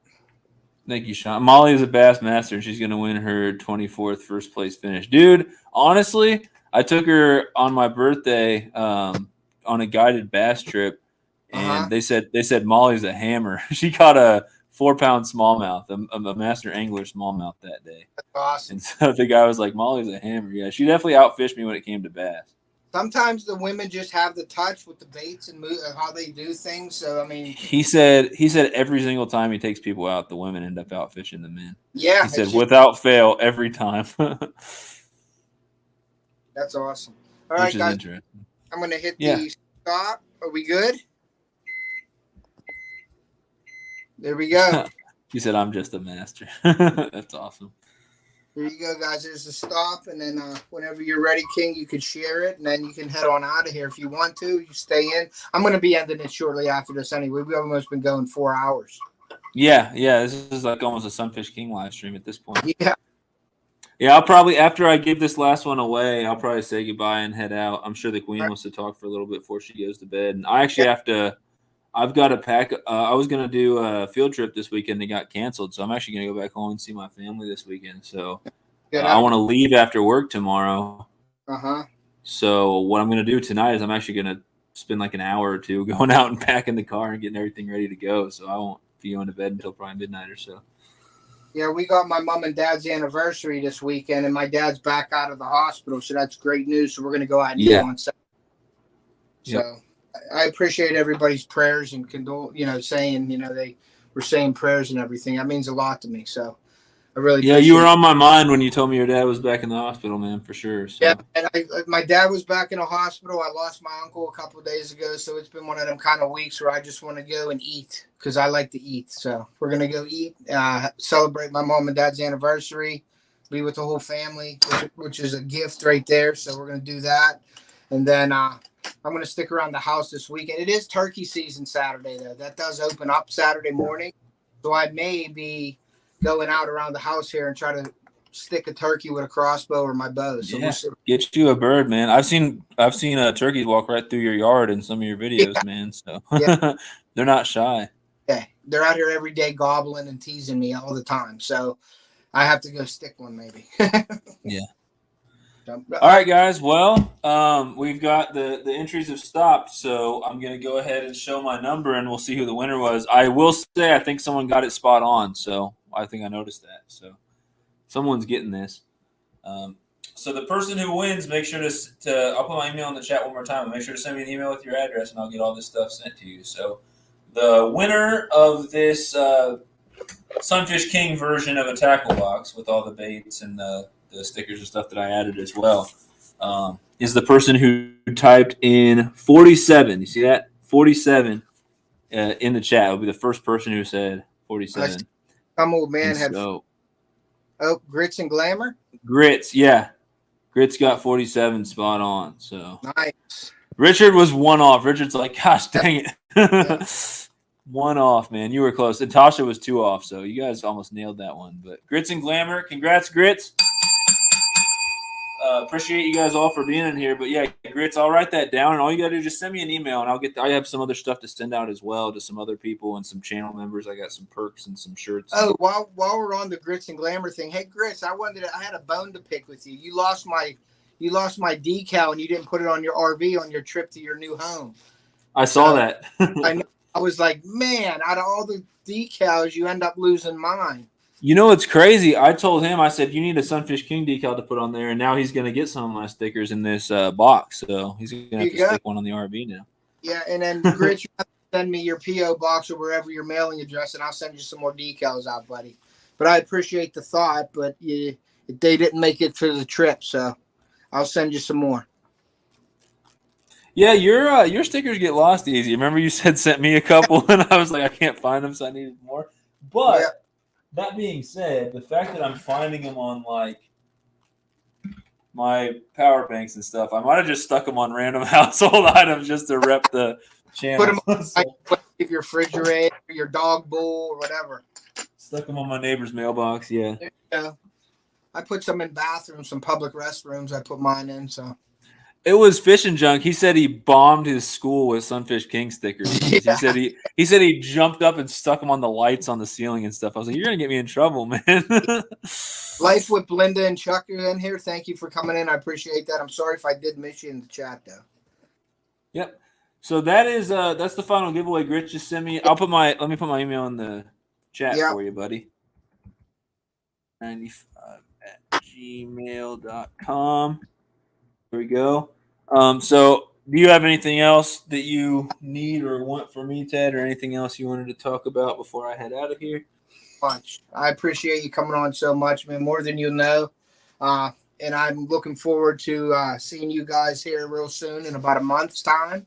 We're going to be fishing together. Everybody in the chat, please keep an eye out for mine and Sunfish King's and Sunfish Queen's live stream. I'm not going to not include her. She's going to be there clanging and banging just like me and King. So we're going to be up with that, and look out for live streams. There's going to be some videos coming. We're going to go see Freezer Bond that weekend probably for a little bit to do some meet and greets, and then come back and get on the fishing again. So look out for some good things coming out of both of our channels here in the next month or so. I know I'm like a year behind on uploads and stuff like that on my channel, but I'll kick our collab to the front of the list so that it's not a year old and everyone's seen your side of it and not mine. So I'll make sure that we're putting them out around the same time or whatever. So wait till I hit the old age home, and then I'll be able to watch it when I'm in there. You know what I mean? Whenever you either way, yeah. If I put it at the back of the list, that's what will happen, man. You'll be 70 by the time I get it out. So all right, man. Well, yeah, thank you again, dude. I really appreciate you. Yep. Good luck with those watch hours. Thanks for having me on here for sure. I appreciate it. Your lives are awesome. And I'm really looking forward to that little bait package you're going to send out. That's really cool. Yeah, so, guys, thank you all for supporting the community and supporting Ted. And if you would, please help him with watch hours, whether that's sharing them out with people you know, coming in his live streams, watching his videos, or just running his playlists overnight or while you're on another tab on your computer or something like that. Help him out. He's got, after tonight, he'll probably have less than 700 watch hours to go. So let's help him get there. And good night, everyone. Thanks for having me. Fishing's good. I'll catch you guys later. Good night, Ted. All right. Good night, man. Thank you. Yep. Later, y'all. Sunfish King out. Fist bump through the screen. Peace. Later. Thank you. All right, guys. Well, that's about it. I hope you guys all enjoyed that. And once again, I wanted to thank Sunfish King for doing that for me tonight. It's been a long live, but I think we had a fun time here. I am right now, some old man before this, I was at 706 hours I needed. So I'm sure I'm past that right now, thanks to you guys and Sunfish King. So I really appreciate you guys coming in here tonight. Thank you for all the donations and everything towards our YouTube starter kit. Yeah, thank you, MB Heritage. I appreciate it. I'm glad you're feeling better. Hopefully you get through the rest of your little things you got to deal with here, but I wish you the best of luck. You know, I'll be watching, checking up on you. Thank you for coming in. Enjoying God's creation, crafting and singing. Thank you for being in here. Yeah, thanks, Sunfish King. Al, thank you for coming in, bud. You got some really good baits coming to you soon. Just email me your address again. I really, I don't even have the words to say thank you, you know, besides saying thank you. Yeah, man, and we'll see you in the future. Keep an eye out for my new videos coming out here. And I think I got a cooking video coming out real soon. You guys want to check it out. It's a pretty good recipe. It's one of my daughter's favorites that she loves. So definitely stick out for that. I just premiered a video today. It was how to get oil stains out of your boat carpet. So check that out. After this post, please go back in and make a comment. Let me know how you liked it, what you did like, what you didn't like, so I could improve and make it better. JJ Drones, I'd like to give him a big shout out. He donated considerably to my channel this past week, so I really appreciate that. That's going to help me get some stuff for the channel here and help with the baits and everything like that. So I thank you guys. You guys have a great night. Have a great weekend, because tomorrow is Friday. I'm going to be spending it with my family this weekend. We got some opening day of baseball and softball this weekend. I'm taking my daughter to get pitching lessons because she wants to start pitching softball, fast pitch. So we're going to do that. We're going to spend the evening with my parents for their anniversary. So that's awesome. So thank you guys for coming in. I really appreciate that. You have a great night, and we will see ya.